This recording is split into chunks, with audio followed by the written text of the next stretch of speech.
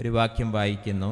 Revelation, വെളിപ്പാട് പുസ്തകം 2-ാം അധ്യായം അതിൻ്റെ 8 മുതലുള്ള വാക്യങ്ങൾ. സ്മിർനയിലെ സഭയുടെ ദൂതൻ എഴുതുക: മരിച്ചവനായിരുന്നു, വീണ്ടും ജീവിക്കുകയും ചെയ്ത ആദ്യനും അന്തിനുമായവൻ അരുളി ചെയ്യുന്നത്: ഞാൻ നിൻ്റെ കഷ്ടതയും ദാരിദ്ര്യവും, നീ ധനവാനാകുന്നു താനും. നിങ്ങൾ യഹൂദരെന്ന് പറയുന്നുണ്ടെങ്കിലും യഹൂദരല്ല, സാത്താൻ്റെ പള്ളിക്കാരായവരുടെ ദൂഷണവും അറിയുന്നു. നീ സഹിപ്പാനുള്ളത് പേടിക്കേണ്ട, നിങ്ങളെ പരീക്ഷിക്കേണ്ടതിന് പിശാച് നിങ്ങളെ ചിലരെ തടവിലാക്കാൻ പോകുന്നു. 10 ദിവസം നിങ്ങൾക്ക് ഉപദ്രവമുണ്ടാകും.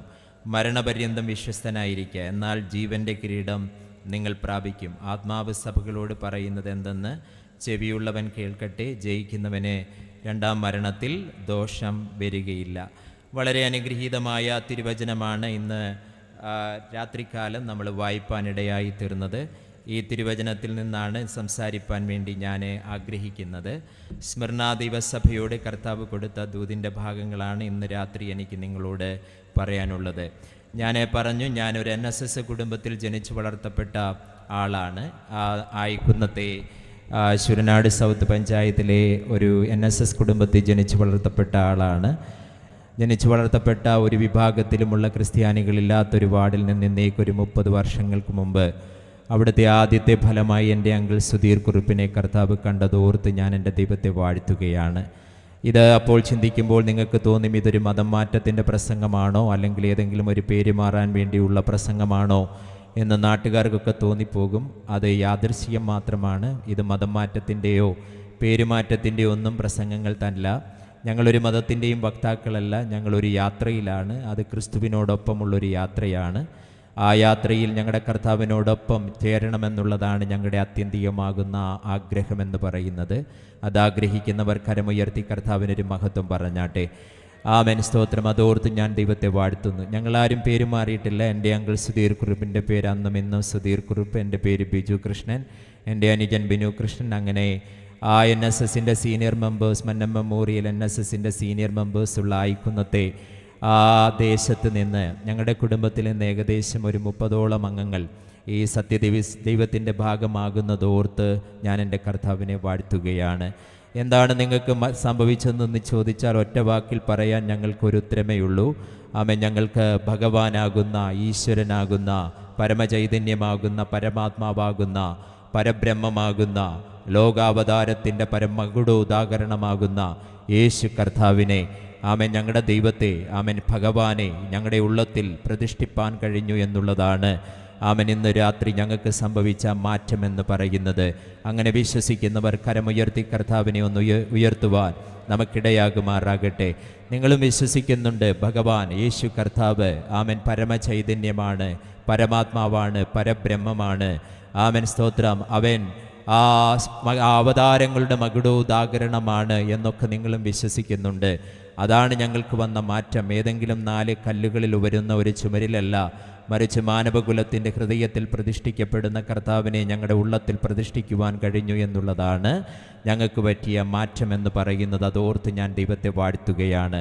പിന്നെ ഞാൻ താമസിക്കുന്നത് ഭാരതത്തിലാണ്. ഭാരതമെന്ന് പറയുന്നത് ഒരു ഭരണഘടനയുള്ള സംവിധാനമാണ്. ഇന്ത്യയുടെ ആമൻ്റെ ആദ്യത്തെ രാഷ്ട്രപതിയായിരുന്ന ഡോക്ടർ രാജേന്ദ്ര പ്രസാദും ഡോക്ടർ അംബേദ്കറുമൊക്കെ ചേർന്ന് എഴുതപ്പെട്ട ഇന്ത്യയുടെ ഭരണഘടന, ആ ഭരണഘടന ആർട്ടിക്കിൾ 25 ഒരു പൗരന് കൊടുക്കുന്ന മൗലികമായ അവകാശങ്ങളിൽ ഏറ്റവും പരമപ്രധാനപ്പെട്ടത് ഏതിൽ വിശ്വസിക്കുവാനും അത് കമ്പൽഷൻ ഇല്ലാതെ അവൻ പ്രചരിപ്പിക്കുവാനുമുള്ള ഒരു അനുവാദം ഭാരതത്തിൻ്റെ ഏത് കോണിലും ഇന്ത്യൻ ഭരണഘടന ഒരു പൗരന് ഉറപ്പു നൽകുന്നതാണ്. ഭാരതത്തിൻ്റെ വിവിധ കോണുകളിൽ ഈ മൗലിക അവകാശങ്ങളൊക്കെ ധ്വംസിക്കപ്പെടുമ്പോൾ ഞാൻ താമസിക്കുന്ന, ആമേൻ, സ്തോത്രം, പ്രകൃതി രമണീയമാകുന്ന ഈ കേരളത്തിൽ എനിക്കെന്തിൽ വിശ്വസിക്കുവാനും അത് കമ്പൽഷനില്ലാതെ പ്രചരിപ്പിക്കുവാനും ഭരണഘടന നൽകുന്ന ഉറപ്പ്, ആമേൻ, സ്വാതന്ത്ര്യം ഉപയോഗിക്കുവാൻ തരുന്ന അവസരത്തെ ഓർത്ത് ഞാനിവിടുത്തെ ഭരണകൂടങ്ങൾക്ക് നന്ദി കരയേറ്റുകയാണ്. അതൊക്കെയാണ് ഞങ്ങൾക്ക് വന്ന മാറ്റം. തുടർന്നൊക്കെ ഡീറ്റെയിലായിട്ട് നമുക്ക് ചിന്തിക്കുവാനിടയാകും. വെളിപ്പാട് പുസ്തകം എന്നറിയപ്പെടുന്നത് വളരെ, ആമേൻ, ചിന്തനീയമായ ഒരു പുസ്തകമാണ്. മറഞ്ഞിരിക്കുന്ന ചിലത്, കർട്ടനിട്ട് മറച്ചിരിക്കുന്ന, മേൽമൂടിയിട്ട് മറച്ചിരിക്കുന്ന ചിലതിൻ്റെ കവറ് മാറ്റി മാനവകുലത്തിന് വെളിപ്പെടുത്തി തന്ന പുസ്തകമാണ് വെളിപ്പാട് പുസ്തകമെന്ന് പറയുന്നത്. സീല് ചെയ്തു വെച്ചിരുന്ന കുറേ കാര്യങ്ങളുടെ സീലുകളൊക്കെ പൊട്ടിച്ച് മാനവകുലത്തിന് അവൻ പ്രദാനം ചെയ്തു കൊടുത്ത പുസ്തകമാണ് വെളിപ്പാട് പുസ്തകമെന്ന് പറയുന്നത്. വെളിപ്പാട് പുസ്തകം, ദാനിയേലിൻ്റെ പ്രവചന പുസ്തകം, ഇതൊക്കെ പൊതുവെ പറയുന്ന പേര് അപ്പോകാലിപ്റ്റിക് ബുക്കുകൾ എന്നുള്ളതാണ്. പഴയ നിയമത്തിൻ്റെ പല ഭാഗങ്ങളും അപ്പോകാലിപ്റ്റിക് എന്നറിയപ്പെടുന്ന ബുക്കുകളുടെ ഭാഗമാണ്. ഈ ഭാഗത്താണ് നമുക്ക് അന്ത്യകാലത്തെക്കുറിച്ചുള്ള വെളിപ്പാടുകൾ നൽകിയിരിക്കുന്നത്.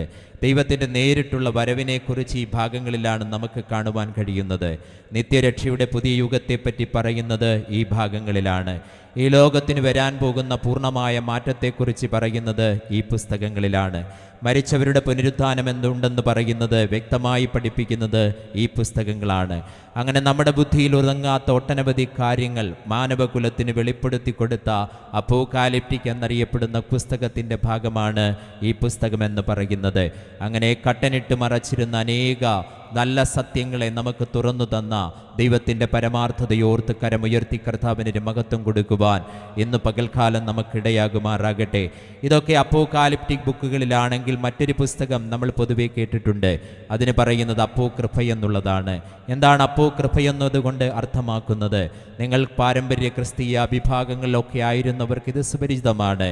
ക്ലോസ്ഡ് എന്നുള്ളതാണ്, ഹിഡൻ എന്നുള്ളതാണ്, അടച്ചത്, അടഞ്ഞത്, ആമൻ എന്നൊക്കെയാണ് ഇതിൻ്റെ അർത്ഥമെന്ന് പറയുന്നത്. കാനൂന്യ നിയമം അനുസരിച്ച് പൊതുവെ നമ്മുടെ വിശുദ്ധ വേദപുസ്തകത്തിൽ ഉൾപ്പെടുത്തിയിട്ടില്ലാത്ത പുസ്തകങ്ങളെയാണ് നമ്മളപ്പോൾ ആമൻ കൃപ എന്നതുകൊണ്ട് അർത്ഥമാക്കുന്നത്. They are not approved for public. പൊതുവായിട്ടുള്ള ധ്യാനത്തിന് വേണ്ടി ഉപയോഗിക്കാത്ത പുസ്തകങ്ങളാണ് അപ്പോക്രിഫ എന്നറിയപ്പെടുന്നത്. Ezra, Tobit, Judith, wisdom of Solomon, Maccabees 1, 2, 3, 4 ഇതൊക്കെയാണ് നമ്മൾ അപ്പോക്രിഫ എന്നറിയപ്പെടുന്നത്. ഞാൻ കരങ്ങളിൽ എൻ്റെ പുസ്തകം എടുത്ത് അവൻ എൻ്റെ ദൈവത്തെ വാഴ്ത്തുകയാണ്. അടച്ചേണ്ടതിനെയൊക്കെ അടച്ച് വെളിവാക്കേണ്ടതിനെയൊക്കെ വെളിവാക്കി ദൈവം ഈ പുസ്തകം 66 പുസ്തകങ്ങളുള്ള ഈ പുസ്തകം എനിക്ക് തന്നതോർത്ത് ഞാൻ എൻ്റെ ദൈവത്തെ വാഴ്ത്തുന്നു. പുസ്തകമുള്ളവർ കരമുയർത്തി അവൻ നിങ്ങളുടെ കരങ്ങളിലെടുത്ത് ഈ ദൈവത്തെ ഒന്ന് ആരാധിക്കുവാൻ നിങ്ങൾക്കിടയാകുമാറാകട്ടെ. ശക്തിയോടെ നാണക്കേടില്ലാതെ നമ്മുടെ ദൈവത്തെ ഒന്ന് സ്തുതിക്കുവാൻ ഒന്നിടയാകുമാറാകട്ടെ. ആമൻ. ദൈവത്തെ ഒന്ന് സ്തുതിക്കുവാൻ നമുക്കിടയാകുമാറാകട്ടെ. ആമൻ. സ്തോത്രം. ഈ ഭാഗത്ത് നിന്ന് നമ്മുടെ ദൈവം ആരാണെന്നൊന്ന് പൊതുവെ ചിന്തിക്കുവാൻ ഞാൻ ആഗ്രഹിക്കുകയാണ്. പ്രിയപ്പെട്ടവരെ, നമ്മൾ അറിയാം, ഇതിൻ്റെ ചുറ്റുപാട് ഞാനൊന്ന് പറയുവാൻ ആഗ്രഹിക്കുന്നു. AD 90-96 കാലഘട്ടത്തിലാണ് യോഹന്നാനാൽ എഴുതപ്പെട്ട വെളിപ്പാട് പുസ്തകം എഴുതപ്പെട്ടത്. ഏഷ്യയിലെ 7 സഭകൾക്കാണ് ഈ പുസ്തകം എഴുതുവാൻ ഇടയായി തീർന്നത്. Ephesus, Pergamos, Smyrna, Sardis, Thyatira, Laodicea, Philadelphia ഇങ്ങനെയുള്ള 7 സഭകൾക്കാണ് പൊതുവെ ഈ ദൂതുകൾ പറയാൻ ഇടയായി തീർന്നത്. റോമൻ ചക്രവർത്തിമാരിൽ ഏറ്റവും കിരാതനായിരുന്ന ഡൊമീഷ്യൻ ചക്രവർത്തിയുടെ കാലഘട്ടത്തിലാണ് ഈ പുസ്തകം എഴുതുവാൻ ഇടയായി തീർന്നത്. റോമിൽ ഇപ്പോൾ നിലനിൽക്കുന്നത്, ആ കാലഘട്ടത്തിൽ നിലനിന്നിരുന്നത് ആമൻ സീസർ അഥവാ കൈസറുടെ ആരാധനയായിരുന്നു.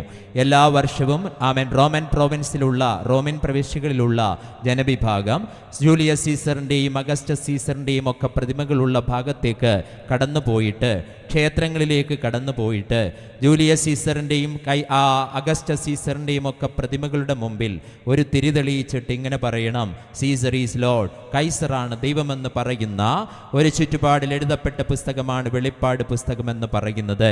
അങ്ങനെ മടികൂടാതെ കൈസറുടെയും സീസറിൻ്റെയും ഒക്കെ അവൻ പ്രതിമകൾക്ക് മുമ്പിൽ പോയി സീസറാണ് ദൈവമെന്ന് പറയുന്ന കാലഘട്ടത്തിൽ റോമാ ഗവൺമെൻറ് അവർക്ക് കൊടുക്കുന്ന ഒരു വലിയ പ്രിവിലേജ് ഉണ്ടായിരുന്നു, ഒരു വലിയ പദവി ഉണ്ടായിരുന്നു. അതിന് പറയുന്നത് പേര് പാക്സ് റൊമാന എന്നുള്ളതാണ്. മറ്റൊരർത്ഥത്തിൽ പറഞ്ഞാൽ റോമൻ പീസ് എന്നാണ് അതിനെ പൊതുവെ അറിയപ്പെടുന്നത്, റോമൻ സമാധാനം. ജൂലിയസ് സീസറും അഗസ്റ്റസ് സീസറും ഒക്കെ ദൈവമാണെന്ന് പറയുമ്പോൾ റോമൻ ഗവൺമെൻറ് ഒരു പൗരന് കൊടുക്കുന്ന അധികാരമാണ് ആമൻ പാക്സ് റൊമാന, റോമൻ സമാധാനം എന്ന് പറയുന്നത്. മറ്റൊരർത്ഥത്തിൽ പറഞ്ഞു കഴിഞ്ഞാൽ അതിൻ്റെ ഏറ്റവും പ്രധാനപ്പെട്ട ഘടകമെന്ന് പറയുന്നത് റോമൻ പ്രൊട്ടക്ഷൻ എന്നുള്ളതാണ്. ആമൻ. നിങ്ങളൊരു റോമാ പൗരനാണ് എന്നുണ്ടെങ്കിൽ, സീസറാണ് ദൈവമെന്ന് നിങ്ങൾ ചിന്തിക്കുന്നു എന്നുണ്ടെങ്കിൽ, ഈ ലോകത്തിൻ്റെ ഏത് കോണുകളിൽ കോണുകളിൽ പോയാലും നിങ്ങളെ ഒരാൾ നിങ്ങളുടെ മേൽ കരം വെച്ച് കഴിഞ്ഞാൽ, നിങ്ങളെ ഉപദ്രവിച്ച് കഴിഞ്ഞാൽ ചോദിക്കാനും പറയാനും പിന്നിൽ റോമ ഗവൺമെൻറ് ഉണ്ടാകും. അതാണ് റോമൻ പ്രൊട്ടക്ഷൻ എന്നറിയപ്പെടുന്നത്. അന്നത്തെ ലോക പോലീസ് ഇന്നത്തെ അമേരിക്കയെ പോലെ ആമേൻ സ്തോത്രം റോമക്കാരായിരുന്നു എന്ന് നിങ്ങൾക്കറിയാം. ഒന്ന് റോമൻ പ്രൊട്ടക്ഷൻ. പ്രാക്സ് റൊമാനയുടെ രണ്ടാമത്തെ തത്വം എന്ന് പറയുന്നത് ഇതാണ്: നിങ്ങൾ ലോകത്തിൻ്റെ ഏത് കോണുകളിലാണെങ്കിലും നിങ്ങൾ സീസറാണ് ദൈവമെന്ന് പറഞ്ഞു കഴിഞ്ഞാൽ, ഒരു റോമൻ പൗരനായി കഴിഞ്ഞാൽ നിങ്ങൾക്കുണ്ടാകുന്ന രണ്ടാമത്തെ പ്രിവിലേജ് എന്ന് പറയുന്നത് നിങ്ങൾക്ക് ഏത് കോണിലും ആമൻ പ്രൊവിഷനുകൾ റോമാ ഗവൺമെൻറ് നൽകുമായിരുന്നു. നിങ്ങൾക്ക് ജീവിപ്പാൻ ആവശ്യമായ എല്ലാ പലവ്യഞ്ജന സാധനങ്ങളും ജീവിത സാഹചര്യങ്ങളും ഒരുക്കി തരുന്നത് റോമാ ഗവൺമെൻറ്റിൻ്റെ മഹത്വമായിരുന്നു, കടമയായിരുന്നു. ഇതിനാണ് പാക്സ് റൊമാന അഥവാ റോമൻ സമാധാനം എന്ന് പറയുന്നത്. എന്നാൽ സീസർ ദൈവമല്ല എന്ന് പറയുന്ന ഒരു ജനവിഭാഗമുണ്ടായിരുന്നു. അത് ആമൻ യേശു കർത്താവിനെ ഉയർത്തുന്ന ഒരു ജനവിഭാഗമായിരുന്നു. ആമൻ സീസറാണ് ദൈവമെന്ന് പറയാത്ത ഒരു പറ്റം ജനതയായിരുന്നു. അവരെ സംബന്ധിച്ച് റോമാ പൗരത്വമായിരുന്നില്ല പ്രധാനപ്പെട്ടത്. അവരെ സംബന്ധിച്ച് ഞങ്ങളുടെ പൗരത്വമോ അത് സ്വർഗത്തിലാണ് എന്നുള്ളതാണ്. നമ്മുടെ രാജാതി രാജാവ് കർത്താതി കർത്താവ് രാജാവായി വരുമെന്ന് വിശ്വസിച്ചിരുന്ന ജനവിഭാഗമായിരുന്നു ക്രിസ്തീയ ജനവിഭാഗം എന്ന് പറയുന്നത്. കരമുയർത്തി ഒന്ന് പറഞ്ഞേ, അവർ സിറ്റിസൺഷിപ്പ് ഈസ് ഇൻ ഹെവൻ. ഞങ്ങൾ രാജകീയ പുരോഹിത വർഗമാണ്. ഞങ്ങളുടെ പൗരത്വം എന്ന് പറയുന്നത് അത് സ്വർഗത്തിലാണ്. അവിടെ നിന്ന് ഞങ്ങളുടെ അരുമനാഥനാകുന്ന കർത്താവ് രാജാതി രാജാവായി വരിക തന്നെ ചെയ്യും. ആമേൻ സ്തോത്രം. നമ്മൾ ഇങ്ങനെയാണ് വായിക്കുന്നത്: എൻ്റെ ദൈവമോ നിങ്ങളുടെ ബുദ്ധിമുട്ടൊക്കെയും ആമേൻ സ്തോത്രം തൻ്റെ മഹത്വത്തിനൊത്തവണ്ണം തൻ്റെ ധനത്തിനൊത്തവണ്ണം പൂർത്തീകരിച്ച് തരുമെന്ന് പറഞ്ഞ ഒരു നല്ല ദൈവത്തെയാണ് നമ്മൾ ആരാധിക്കുന്നത്. അതുകൊണ്ട് ദൈവസ്നേഹത്തിൽ നിന്ന് നമ്മെ വേർപിരിക്കുന്നതാര്? കഷ്ടതയോ പട്ടിണിയോ ഉപദ്രവമോ ദാരിദ്ര്യമോ ആപത്തോ വാളിനോ വരാനുള്ളതിനോ ഇന്നുള്ളതിനോ ഇനി വന്നതിനോ ഒന്നിനും ദൈവസ്നേഹത്തിൽ നിന്ന് നമ്മെ വേർപിരിക്കുവാൻ കഴിയുന്നതല്ല. കരമടിച്ച് ദൈവത്തിനൊരു മഹത്വം പറഞ്ഞാട്ടെ. നമ്മൾ സ്വർഗീയ പൗരന്മാരാണ്, സ്വർഗീയ പൗരന്മാരാണ്. ആമൻ കർത്താവ് തൻ്റെ ധനത്തിനൊത്തവണ്ണം തൻ്റെ മഹത്വത്തിനൊത്തവണ്ണം ആമൻ നമ്മുടെ ബുദ്ധിമുട്ടുകൾ മാറ്റിത്തരുന്നൊരു നല്ല ദൈവത്തെയാണ് നമ്മൾ ആരാധിച്ചു കൊണ്ടിരിക്കുന്നത്. ഞാൻ എൻ്റെ ദൈവത്തെ വാഴ്ത്തുകയാണ്.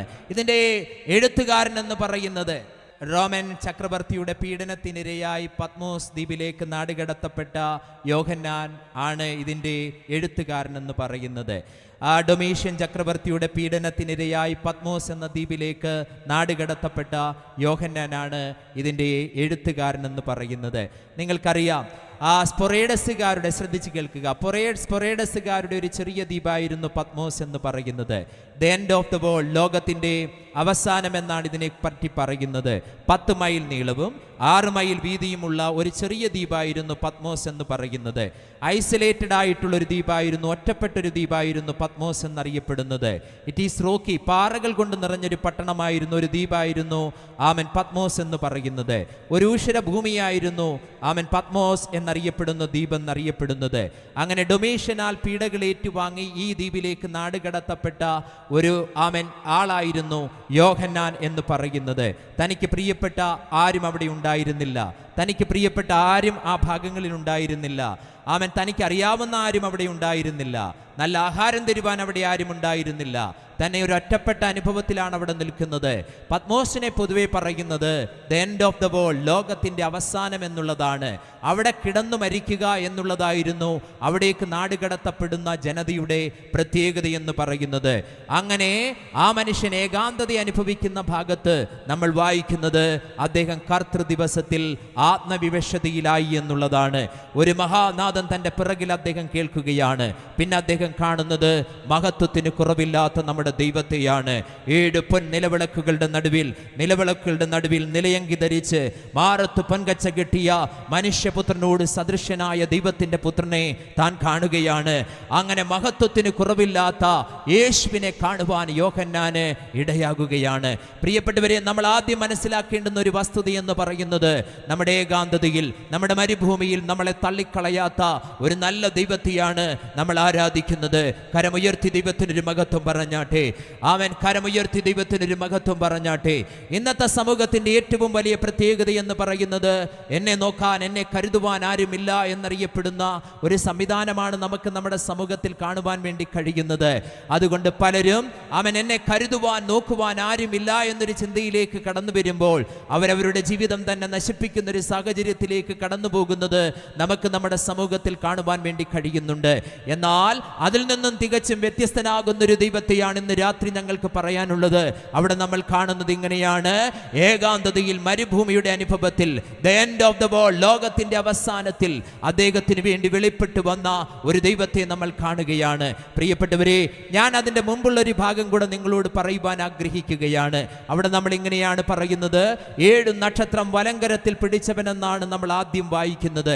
എല്ലാവരും കരമുയർത്തി ഒന്നൊന്നിച്ച് പറഞ്ഞ് 7 നക്ഷത്രം വലങ്കരത്തിൽ പിടിച്ചൊരു നല്ല ദൈവത്തെയാണ് നമ്മൾ ആരാധിക്കുന്നത്. കരമുയർത്തി ഇവർ കരമടിച്ച് കർത്താവിന് മഹത്വം കൊടുത്ത് പറഞ്ഞ് 7 നക്ഷത്രം വലങ്കരത്തെ പിടിച്ച ഒരു നല്ല ദൈവത്തെയാണ് നമ്മൾ ആരാധിക്കുന്നത്. 7 നക്ഷത്രം എന്ന് പറയുമ്പോൾ 7 ദൈവസഭകളെയാണ് അവിടെ സൂചിപ്പിക്കുന്നത്. മറ്റൊരർത്ഥത്തിൽ പറഞ്ഞാൽ 7 ദൈവസഭകളെ സ്വന്തം കരത്തിൽ പിടിക്കുന്ന ഒരു ദൈവത്തെയാണ് നമ്മൾ ആരാധിക്കുന്നത്. കരമുയർത്തി കർത്താവിന് മഹത്വം പറഞ്ഞ് നാം ആകുന്ന ദൈവസഭയെ സ്വന്തം കരത്തിൽ പിടിക്കുന്ന ഒരു നല്ല ദൈവത്തെയാണ് നമ്മൾ ആരാധിച്ചു കൊണ്ടിരിക്കുന്നത്. കുറച്ചും കൂടെ അർത്ഥമായിട്ട്, വിശാലമായിട്ട് അതിൻ്റെ അർത്ഥം ഒന്ന് ചിന്തിക്കുവാൻ ഞാൻ ആഗ്രഹിക്കുകയാണ്. പിടിക്കുക എന്നുള്ളതിന് ഇംഗ്ലീഷിൽ നമ്മൾ പറയുന്നത് ഹോൾഡ് എന്നറിയപ്പെടുന്ന പദമാണ്. ബൈബിളിൽ പിടിക്കുക അഥവാ ഹോൾഡ് എന്നറിയപ്പെടുന്ന പദം ഒട്ടനവധി പ്രാവശ്യം നമുക്ക് കാണുവാൻ വേണ്ടി കഴിയുന്നുണ്ട്. അവിടെ എല്ലാം അതിൽ ഗ്രാമറായിട്ട് ഉപയോഗിക്കുന്നത് ജനറ്റീവ് കേസിലാണ് അവിടെ എല്ലാം ഉപയോഗിക്കുന്നത്. നിങ്ങൾ തലയൊന്നും ചൂടാക്കേണ്ട, ഞാൻ സിമ്പിളായിട്ട് പറഞ്ഞു തരാം. ഞാനൊരു സെമിനാരി അധ്യാപകനൊക്കെ ആയതുകൊണ്ടാണ് അങ്ങനെയൊക്കെ പറയുന്നതെങ്കിലും ശ്രദ്ധിച്ച് കേൾക്കുക. പിടിക്കുക, ഹോൾഡ് എന്നുള്ളതിന് പൊതുവെ ഉപയോഗിക്കുന്ന ഗ്രാമർ ജനറ്റീവ് കേസിലാണ്. അതിൻ്റെ അർത്ഥമെന്ന് പറയുന്നത് ഇങ്ങനെയാണ്: ഹോൾഡിംഗ് ഓഫ് എന്നാണ് അതിൻ്റെ അർത്ഥമെന്ന് പറയുന്നത്. കണ്ടോ, ഞാൻ ഈ പേന പിടിക്കുകയാണ്. What is the important of this holding? ഈ പിടിക്കുന്നതിൻ്റെ പ്രാധാന്യം എന്താണെന്ന് നിങ്ങൾ മനസ്സിലാക്കണം. The full object is not in my hand. ഇതിൻ്റെ പൂർണ്ണമായ ഈ വസ്തു എൻ്റെ കരത്തിലല്ല ഇരിക്കുന്നത്. ഒരു ഭാഗം മാത്രമേ എൻ്റെ കരത്തിൽ ഇരിക്കുന്നുള്ളൂ. ഈ പിടിച്ചിരിക്കുന്ന പേന നിങ്ങൾക്ക് ആർക്ക് വേണമെങ്കിലും എന്തോ ചെയ്യാം, തട്ടിപ്പറിക്കുവാൻ വളരെ ഈസി ആയിട്ട് കഴിയുമെന്നുള്ളതാണ് ഹോൾഡ് എന്നറിയപ്പെടുന്ന പദം ജനറ്റീവ് കേസിൽ ഉപയോഗിക്കുന്നത് കൊണ്ട് അർത്ഥമാക്കുന്നത്. ബൈബിളിന്റെ പല ഭാഗത്തും ഏറ്റവും കൂടുതൽ പ്രാവശ്യവും പിടിക്കുക എന്നുള്ളത് അർത്ഥമാക്കുന്നത് ഇങ്ങനെയുള്ള വസ്തുക്കൾ പിടിക്കുക എന്നുള്ളതാണ് അർത്ഥമാക്കുന്നത്. എന്നാൽ വെളിപ്പാട് പുസ്തകത്തിൽ 7 നക്ഷത്രം വലങ്കരത്തിൽ പിടിച്ചവൻ എന്ന് പറയുന്നത് അർത്ഥമാക്കുന്നത് ഇങ്ങനെയുള്ള ഒരു പിടിയെ കുറിച്ചല്ല. അവിടെ നമ്മൾ കാണുന്നത് ജനറ്റീവ് കേസിന് പകരം കേസ് എന്നറിയപ്പെടുന്ന ഒരു ഗ്രാമറാണ് നമുക്ക് കാണാൻ പറ്റുന്നത്. അതിന്റെ അർത്ഥം എന്താണെന്ന് ഞാൻ പറയാം. നിങ്ങൾ ഈ ജനറ്റീവും അക്യൂസേറ്റീവും ഒന്നും ഓർത്ത് ഇപ്പം വ്യാകുലപ്പെടേണ്ടുന്ന കാര്യമില്ല. അതിന്റെ അർത്ഥം ഇതാണ്: the full object, that means this pen, the full object is gripped into the hands of the owner എന്നാണ് അതിന്റെ അർത്ഥം എന്ന് പറയുന്നത്. അതായത് ഈ വസ്തു അതിന്റെ ഓണറിന്റെ കരത്തിൽ പൂർണ്ണമായും പിടിക്കപ്പെട്ടു എന്നാണ് അർത്ഥമാക്കുന്നത്. കരമുയർത്തി ദൈവത്തിനൊരു മഹത്വം പറഞ്ഞാട്ടെ. യോഹന്നാന്റെ സുവിശേഷത്തിൽ നമ്മൾ വായിക്കുന്നുണ്ട്: ഞാൻ എൻ്റെ ആടുകളെ അറിയുന്നു, ഞാൻ എൻ്റെ ആടുകളുടെ ശബ്ദം അറിയുന്നു, അവയെ എൻ്റെ കരത്തിൽ നിന്ന് പിടിച്ചു പറിക്കുവാൻ ഒരു ശക്തിക്കും കഴിയത്തില്ല. കാരണം അവയെ എൻ്റെ കരത്തിൽ തന്നവൻ ഏറ്റവും ശക്തനായ ദൈവമാണ്. സൈന്യങ്ങളുടെ യഹോവ, രാജാതിരാജാവ്, അഖിലാണ്ടത്തിന്റെ സൃഷ്ടിതാവ് അവനാണ്. ദൈവത്തിന്റെ കരത്തിൽ സഭയെ കൊടുത്തത്. കരമടിച്ച് ദൈവത്തിന് നന്ദി പറഞ്ഞാട്ടെ. ഒരു പിശാചും സഭയെ പിടിച്ചു പറിക്കത്തില്ല, ഒരുവനും നമ്മെ പിടിച്ചു പറിക്കത്തില്ല. കരമടിച്ച് ശക്തിയോടെ 7 നക്ഷത്രം വലങ്കരത്തിൽ പിടിച്ചൊരു നല്ല കർത്താവിനെയാണ് നമ്മൾ ആരാധിക്കുന്നത്. അതേ പ്രിയപ്പെട്ടവരെ, മരുഭൂമിയിലും വെളിപ്പെട്ടു വരുന്ന ഒരു നല്ല ദൈവമാണ് നമ്മുടെ ദൈവമെന്ന് നമുക്കവിടെ കാണുവാൻ വേണ്ടി കഴിയുകയാണ്. സ്തോത്രം. ഇനി ഞാൻ ആ ഭാഗത്തേക്ക് കടന്നു പോകുകയാണ്. ഒരു സാധാരണ പീഡനമായിരുന്നില്ല. സീസറാണ് ദൈവമെന്ന് പറയാത്തതിന് ക്രിസ്തീയ ജനവിഭാഗം അനുഭവിക്കേണ്ടി വന്നത്. കിരാതമായ ഭാഗങ്ങളാണ് ക്രിസ്തു ഭക്തന്മാർ അനുഭവിക്കേണ്ടി വന്നത് റോമ ഗവൺമെന്റിൽ നിന്ന്. അവിടെ നമ്മൾ ഉപയോഗിക്കുന്ന 1-2 പദങ്ങൾ ഞാൻ നിങ്ങളുടെ ശ്രദ്ധയിലേക്ക് കൊണ്ടുവരികയാണ്. 9-ാമത്തെ വാക്യത്തിൽ, 2-ാം അധ്യായം വെളിപ്പാട് പുസ്തകം 9-ാമത്തെ വാക്യത്തിൽ നമ്മൾ ഇങ്ങനെയാണ് കാണുന്നത്: ഞാൻ നിന്റെ കഷ്ടതയും നിന്റെ ദാരിദ്ര്യവും അറിയുന്നു എന്നുള്ളതാണ്. നോക്കണം പ്രിയപ്പെട്ടവരെ, നമ്മുടെ കർത്താവിൻ്റെ ഏറ്റവും വലിയ പ്രത്യേകതയാണ് കഷ്ടത അറിയുന്നൊരു ദൈവം. ആമേൻ, സ്തോത്രം. ദാരിദ്ര്യം അറിയുന്നൊരു ദൈവമാണ് നമ്മുടെ ദൈവം. നിങ്ങൾക്കറിയാമോ, ഇംഗ്ലീഷിൽ അതിന് ഉപയോഗിക്കുന്നത് ഐ നോ യുവർ അഫ്ലിക്ഷൻ. കഷ്ടത എന്നുള്ളതിനെ ഉപയോഗിക്കുന്നത് അഫ്ലിക്ഷൻ എന്നറിയപ്പെടുന്ന ഒരു പദമാണ്. നോക്കണം പ്രിയപ്പെട്ടവരെ, അവിടെ നമ്മൾ ഈ കഷ്ടതയുടെ ഒരു തീവ്രത നമുക്ക് കാണുവാൻ വേണ്ടി കഴിയുന്നുണ്ട്. പ്ലെപ്സിസ് എന്നറിയപ്പെടുന്ന ഒരു ഗ്രീക്ക് പദമാണ് ഞാൻ നിന്റെ കഷ്ടത അഥവാ അഫ്ലിക്ഷൻ എന്നതുകൊണ്ട് ഉപയോഗിച്ചിരിക്കുന്ന പദം എന്ന് പറയുന്നത്. ഞാൻ നിന്റെ കഷ്ടത അറിയുന്നു. പ്ലെപ്സിസ് എന്നറിയപ്പെടുന്ന ഒരു പദം, എല്ലാവരും ഒന്ന് ചേർന്ന് പറഞ്ഞ പ്ലെപ്സിസ്. പ്ലെപ്സിസ് എന്നറിയപ്പെടുന്ന ഒരു പദം എല്ലാവരും ഒന്ന് ചേർന്ന് പറഞ്ഞാലൊന്നും ആത്മാവറങ്ങണമെന്നൊന്നുമില്ല. നിങ്ങൾക്കൊന്ന് സുപരിചിതമാകാൻ വേണ്ടി മാത്രമാണ് ഞാൻ ഈ പദങ്ങളൊക്കെ ഒന്നിച്ചൊന്ന് പറയിപ്പിക്കുന്നത്. പ്ലെപ്സിസ് എന്ന് പറയുന്ന പദം, അതിന്റെ അർത്ഥം എന്താണ്? ഞാൻ നിന്റെ കഷ്ടത അറിയുന്നു. കഷ്ടതയുടെ തീവ്രത എത്ര വലുതാണെന്ന് നിങ്ങളൊന്ന് മനസ്സിലാക്കണം. അതായത് ഒരാൾ സീസറിന്റെ മുമ്പിൽ കടന്നുപോയിട്ട് സീസർ ദൈവമല്ല എന്ന് പറയുന്നു എന്നുണ്ടെങ്കിൽ, യേശുവാണ് ദൈവമെന്ന് പറയുന്നുണ്ടെങ്കിൽ, വളരെ കിരാതമാകുന്ന മുറകളാണ് അവരെ കൊല്ലുവാൻ വേണ്ടി റോമൻ ഗവൺമെന്റ് ഉപയോഗിക്കുവാൻ ഇടയായി തീർന്നത്. ക്രിസ്തു ഭക്തന്മാരെ അവർ തലകീഴായിട്ട് തൂക്കിയിടുമായിരുന്നു. ഒരു കാല് ഒരു മരത്തിലും മറുകാല് മറ്റൊരു മരത്തിലും കൂട്ടിക്കെട്ടുമായിരുന്നു. എന്നിട്ട് പെട്ടെന്ന് ക്രിസ്തീയ ഭക്തൻ മരിക്കരുത്, ഇഞ്ചിഞ്ചായി മരിക്കണമെന്നുള്ളത് റോമാ ഗവൺമെന്റിന്റെ ലക്ഷ്യമായിരുന്നു. അതുകൊണ്ട് ഇഞ്ചിഞ്ചായി മരിക്കാൻ വേണ്ടി ഒരു മരം വെട്ടിയിട്ട് ഒരു വശത്തേക്ക് തള്ളി നീക്കി വിടുമായിരുന്നു. അങ്ങനെ ക്രിസ്തു ഭക്തന്റെ കാല് മുതൽ താഴോട്ട് തലവരെ 2 ഭാഗമായി ഇരിഞ്ഞു മാറി മരിക്കുന്ന ഒരു തീവ്രത നിങ്ങൾ മനസ്സിലാക്കണം. നമ്മുടെ ചെറിയ ക്യാൻസർ ഒന്നും ആയിരുന്നില്ല പ്രിയപ്പെട്ടവരെ. ജീവനോടെ, പച്ച ജീവനോടെ, ശരീരം നുറുങ്ങി ശരീരം കീറി മരിക്കുന്ന ഒരു അനുഭവമായിരുന്നു അവിടെ ഉണ്ടായിരുന്നത്. റോമാ ഗവൺമെന്റിൽ ഒരു അജ്ഞാത ജഡം അവർക്ക് കിട്ടിയാൽ അതിനെ അവർ മറവ് ചെയ്യത്തില്ലായിരുന്നു. പുരുവഴിക്കുന്നതുവരെ അജ്ഞാത ജഡം പുറത്തവർ സൂക്ഷിക്കുമായിരുന്നു. എന്നിട്ട് സീസർ ദൈവമല്ല എന്ന് പറയുന്ന ക്രിസ്തു ഭക്തന്റെ ശരീരത്തോട് പുരുവഴിക്കുന്ന മറ്റു മനുഷ്യന്മാരുടെ ശരീരം കൂട്ടിക്കെട്ടുമായിരുന്നു. അങ്ങനെ പുഴു നുരയ്ക്കുന്ന ശവശരീരത്തിൽ നിന്ന് ആ പുഴുക്കൾ ജീവനുള്ള ക്രിസ്തു ഭക്തന്റെ ശരീരത്തിലേക്ക് കയറി ഓരോ പുഴുക്കളും ക്രിസ്തു ഭക്തനെ കാർന്നു തിന്ന് ഇൻഫെക്ഷൻ നിമിത്തം മരിക്കുന്ന ഒരു അനുഭവത്തിന്റെ തീവ്രത നിങ്ങളൊന്ന് മനസ്സിലാക്കണം. ദുർഗന്ധം നിങ്ങളൊന്ന് മനസ്സിലാക്കണം. അതാണ് ക്രിസ്തു ഭക്തന്മാർ അനുഭവിച്ച പീഡകൾ എന്ന് പറയുന്നത്. തീർന്നില്ല.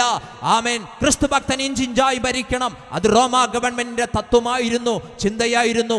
അതുകൊണ്ട് പശുവിന്റെയും മൃഗത്തിന്റെയും ഒക്കെ തുകൽ അവർ ഉരിഞ്ഞെടുക്കുമായിരുന്നു. എന്നിട്ട് ക്രിസ്തു ഭക്തനെ ആ തുകലിൽ അവർ ബന്ധിക്കുമായിരുന്നു.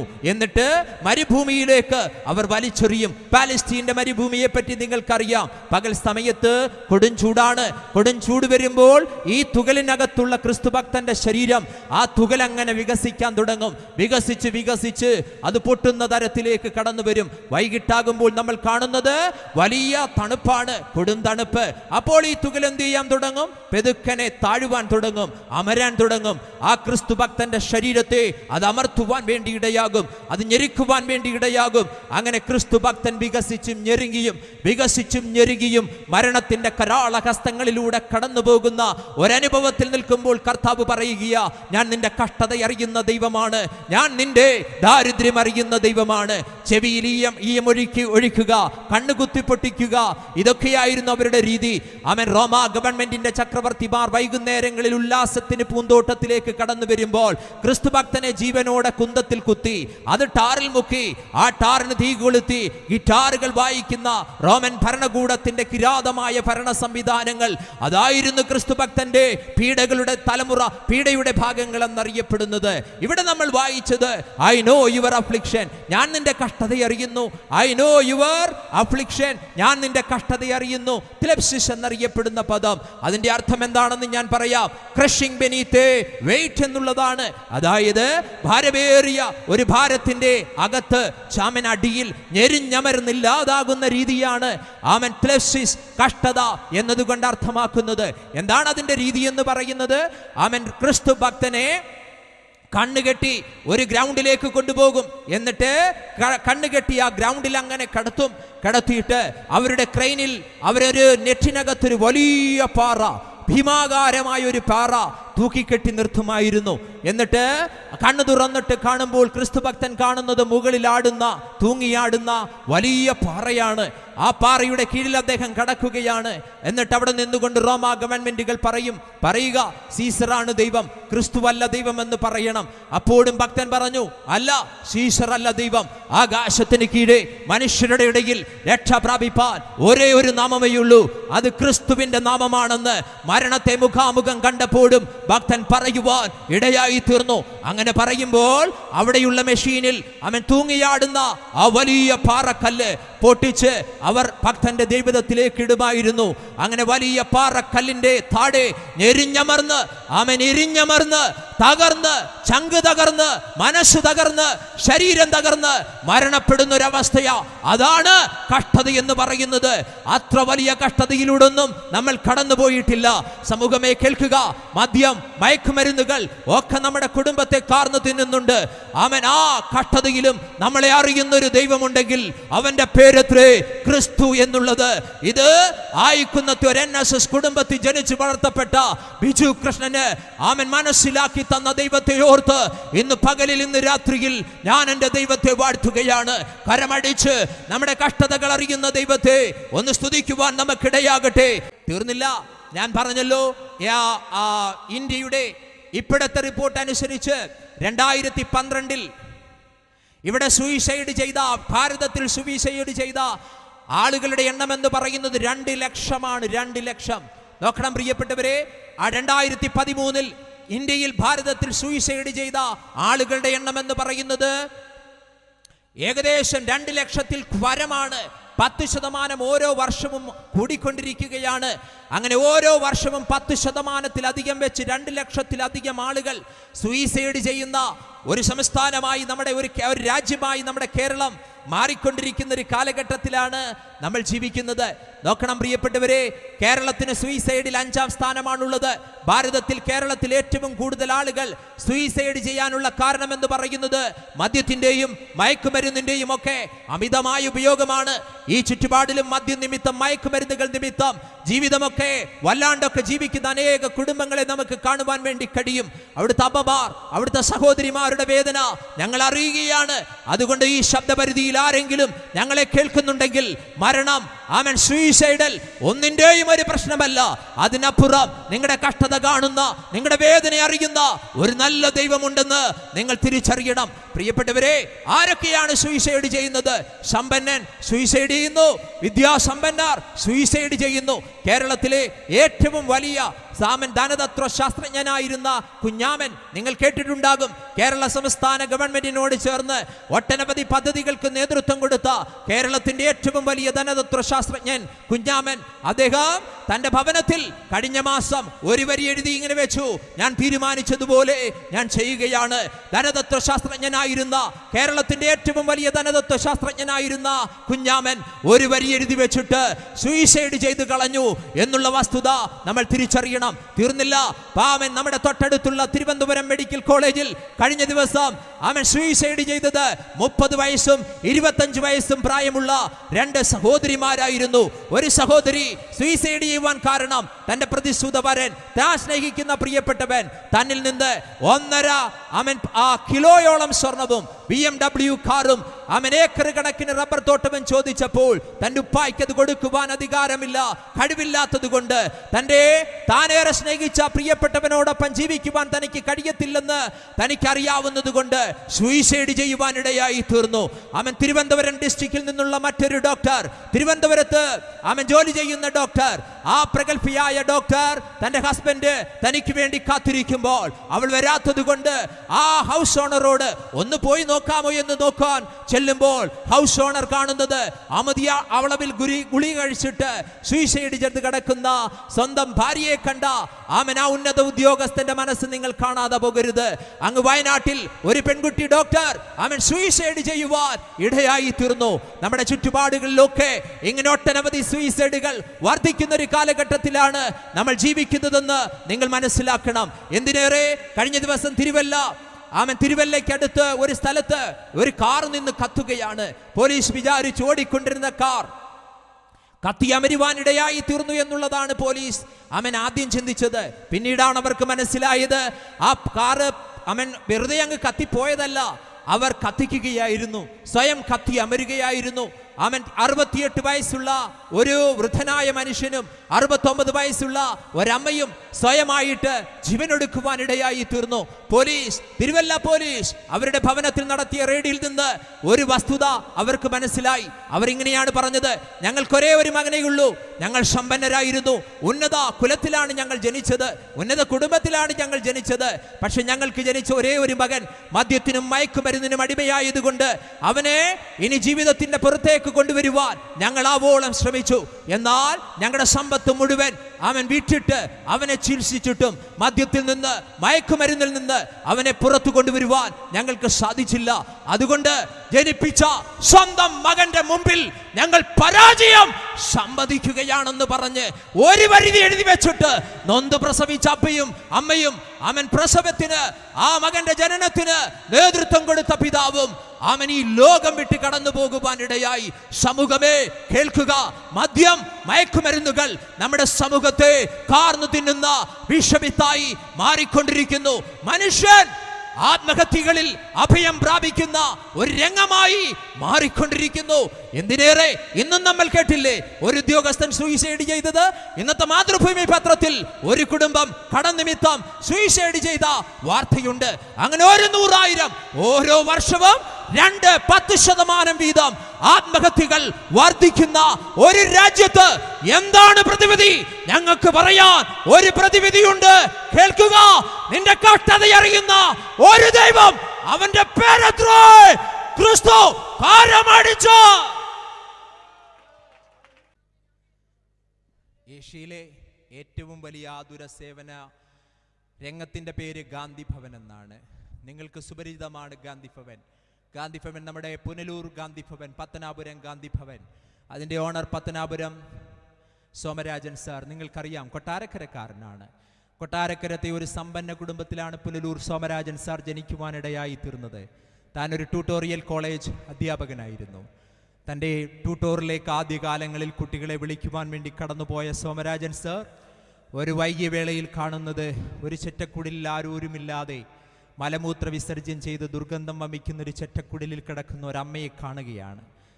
അദ്ദേഹം ഹൃദയമുള്ള മനുഷ്യൻ ഓടിച്ചെന്നിട്ടൊരു ഗ്ലൗസ് പോലും ഇടാതെ മലമൂത്ര വിസർജ്യങ്ങളിൽ കിടക്കുന്ന അമ്മയെ എടുത്തിട്ട് വൃത്തിയായി കുളിപ്പിച്ച് അവിടെ ഉണ്ടായിരുന്നൊരു നല്ല വസ്ത്രം ധരിപ്പിച്ചിട്ട് സ്വന്തം ചങ്കോട് ചേർത്ത് വെച്ച് തളർന്നു കിടക്കുന്ന അമ്മയെ സ്വന്തം കരത്തിൽ പിടിച്ചുകൊണ്ട് ഇങ്ങനെ പറഞ്ഞു: അമ്മയെ ഞാൻ കൊണ്ടുപോകുകയാണ്, ഇനി എൻ്റെ അമ്മയായി ഞാൻ അമ്മയെ നോക്കുമെന്ന് പറഞ്ഞ് ഏഷ്യയിലെ ഏറ്റവും വലിയ ആതുര സേവന രംഗത്തിൻ്റെ ഭാഗമാകുന്ന ഗാന്ധി ഭവൻ്റെ തുടക്കം അവിടെ തുടങ്ങുകയായിരുന്നു. അങ്ങനെ കൊട്ടാരക്കരയിൽ ഏകദേശം ഒരു 50ഓളം പേരുമായി ഗാന്ധി ഭവൻ ഇങ്ങനെ ഉത്ഭവിച്ചു വരുമ്പോൾ അവിടുത്തുകാർക്ക് അതൊരു പ്രശ്നമായി ബുദ്ധിമുട്ടായി തോന്നിയതുകൊണ്ട് അവിടെ നിന്ന് അദ്ദേഹത്തിന് അത് പത്തനാപുരത്തേക്ക് ഷിഫ്റ്റ് ചെയ്യേണ്ടി വന്നു. പത്തനാപുരത്ത് അദ്ദേഹം എത്തി ഏകദേശം 500ഓളം പേരെയൊക്കെ സംരക്ഷിച്ചു കൊണ്ടിരിക്കുന്ന ഒരു വാടക കെട്ടിടത്തെ സംരക്ഷിച്ചു കൊണ്ടിരിക്കുമ്പോൾ അദ്ദേഹത്തിന് നഷ്ടപ്പെട്ട കണക്കെന്ന് പറയുന്നത് വലിയ ഭീമമായിരുന്നു. തൻ്റെക്കും തൻ്റെ കുടുംബത്തിനും കൊട്ടാരക്കര ടൗണിലുണ്ടായിരുന്ന ബിൽഡിങ്ങുകളും തൻ്റെ ട്യൂഷൻ സെൻ്ററും തനിക്ക് തൻ്റെ ഭാര്യയിലൂടെ കിട്ടിയ 100 പവൻ സ്വർണവും തൻ്റെ ഭാര്യയുടെ വസ്തുവകകളും മുഴുവൻ വിറ്റ് ആ മനുഷ്യൻ അഗതികളെ നോക്കുവാൻ വേണ്ടി ഇടയായി തീർന്നു. അവസാനം പലവ്യഞ്ജന സാധന കടയിൽ നിന്ന് പലവ്യഞ്ജനങ്ങൾ വാങ്ങുവാൻ വേണ്ടി താനും തൻ്റെ ഭാര്യയും പോകാതെ ചാക്കും കൊടുത്ത് കുഞ്ഞുങ്ങളെ വിടുന്നൊരു സാഹചര്യം അദ്ദേഹത്തിന് അഭിമുഖീകരിക്കേണ്ടി വന്നു. കാരണം കുഞ്ഞുങ്ങൾ പോയി കഴിഞ്ഞാൽ പലവ്യഞ്ജനക്കടക്കാരൻ കൊടുക്കുമെന്നുള്ളതായിരുന്നു അദ്ദേഹത്തിൻ്റെ സ്വപ്നമെന്ന് പറയുന്നത്. കുറേ ദിവസം യാതൊരു പണവും കൂടാതെ പലവ്യഞ്ജനക്കടയിലെ ആൾ സാധനം കൊടുത്തു വിട്ടു. എങ്കിലും ഒരു രാത്രി തിരിച്ചു വന്ന കുഞ്ഞുങ്ങളുടെ കയ്യിൽ ആ ലിസ്റ്റിനകത്ത് ഇങ്ങനെ എഴുതി: നാളെ മുതൽ ഭിക്ഷ തെണ്ടുവാൻ കുഞ്ഞുങ്ങളെ എൻ്റെ കടയിലേക്ക് വിടരുത് എന്ന് പറയുവാനിടയായി തീർന്നു. ഞാൻ പറയുന്നത് ഏതെങ്കിലും ഒരു കെട്ടുകഥയിലെ സംഭവമല്ല. ഇന്നേക്കൊരു 2 വർഷങ്ങൾക്ക് മുമ്പ് മാതൃഭൂമി ദിനപത്രത്തിൻ്റെ സൺഡേ സപ്ലിമെൻറ്റിൽ കടന്നു വന്ന ഞെട്ടിപ്പിക്കുന്ന അദ്ദേഹത്തിൻ്റെ ഒരു സാക്ഷ്യത്തിൻ്റെ ഭാഗമാണ് ഞാൻ നിങ്ങളോട് പറയുന്നത്. പ്രിയപ്പെട്ടവരെ, തൻ്റെ ഭാര്യ രണ്ടും കൽപ്പിച്ച് തീരുമാനിച്ച് ഇത്രയും സമ്പന്നതയിലുണ്ടായിരുന്ന എൻ്റെ വസ്തുവകകൾ, സ്വർണങ്ങളെല്ലാം വിറ്റ് ഞാൻ അഗതികൾക്ക് വേണ്ടി ജീവിച്ചു, നാളെ മുതൽ ഭിക്ഷ തെണ്ടുവാൻ എൻ്റെ കുഞ്ഞുങ്ങളെ ഈ സമൂഹത്തിലേക്ക് ഞാൻ വിടത്തില്ല എന്ന് ആ സഹോദരി തീരുമാനിക്കുകയാണ്. പ്രിയപ്പെട്ടവരെ, അങ്ങനെ അവർ തീരുമാനിച്ച് സൂയിസൈഡ് ചെയ്യുവാൻ, ആത്മഹത്യ ചെയ്യുവാൻ വേണ്ടി തുനിഞ്ഞിരിക്കുമ്പോൾ അഗതികളെയെല്ലാം കുളിപ്പിച്ചൊരുക്കി ഭക്ഷണം കൊടുത്തും അവർക്ക് പുതപ്പ് പുതപ്പിച്ച് അവർക്ക് ഭക്ഷണം കൊടുത്ത് മരുന്ന് കൊടുത്തിട്ട് വീട്ടിലെത്തിയ സോമരാജൻ സാറിനോട് തൻ്റെ ഭാര്യ ഇങ്ങനെ പറഞ്ഞു, മനുഷ്യ, ജീവിക്കുന്നുണ്ടെങ്കിൽ നിങ്ങൾക്ക് ഒറ്റയ്ക്ക് ജീവിക്കാം, മരിക്കാനാണെങ്കിൽ നമുക്കൊന്നിച്ച് മരിക്കാമെന്ന ആ സഹോദരി പറയുവാനിടയായി തീർന്നു. പ്രിയപ്പെട്ടവരെ, അദ്ദേഹം പറഞ്ഞു, നീ എന്താണ് ഈ ഒരു മണ്ടിയെപ്പോലും ഇങ്ങനെ സംസാരിക്കുന്നത്? 500-ൽ പരം വരുന്ന ജനവിഭാഗത്തെ മരണത്തിൻ്റെ കരാള ഹസ്തങ്ങളിൽ നിന്ന് അവൻ ഉയർത്തിക്കൊണ്ടുവന്ന എനിക്ക് അവൻ മരണം കൊണ്ട് അവസാനിക്കാനുള്ളൊരു ജീവിതമാണോ ദൈവം നമുക്ക് തന്നതെന്ന് അദ്ദേഹം ചോദിക്കുവാനിടയായി തീർന്നു. ഭാര്യ വീണ്ടും പറഞ്ഞു, മനുഷ്യ, ജീവിക്കുന്നു എന്നുണ്ടെങ്കിൽ നിങ്ങൾക്ക് ഒറ്റയ്ക്ക് ജീവിക്കാം, മരിക്കുന്നു എന്നുണ്ടെങ്കിൽ നമുക്ക് ഒന്നിച്ച് മരിക്കാമെന്ന് പറഞ്ഞു. തൻ്റെ ഭാര്യയുടെ നിർബന്ധത്തിന് വഴങ്ങി അദ്ദേഹം സ്തോത്രം തീരുമാനിക്കുകയാണ്, ആത്മഹത്യ ചെയ്യാം.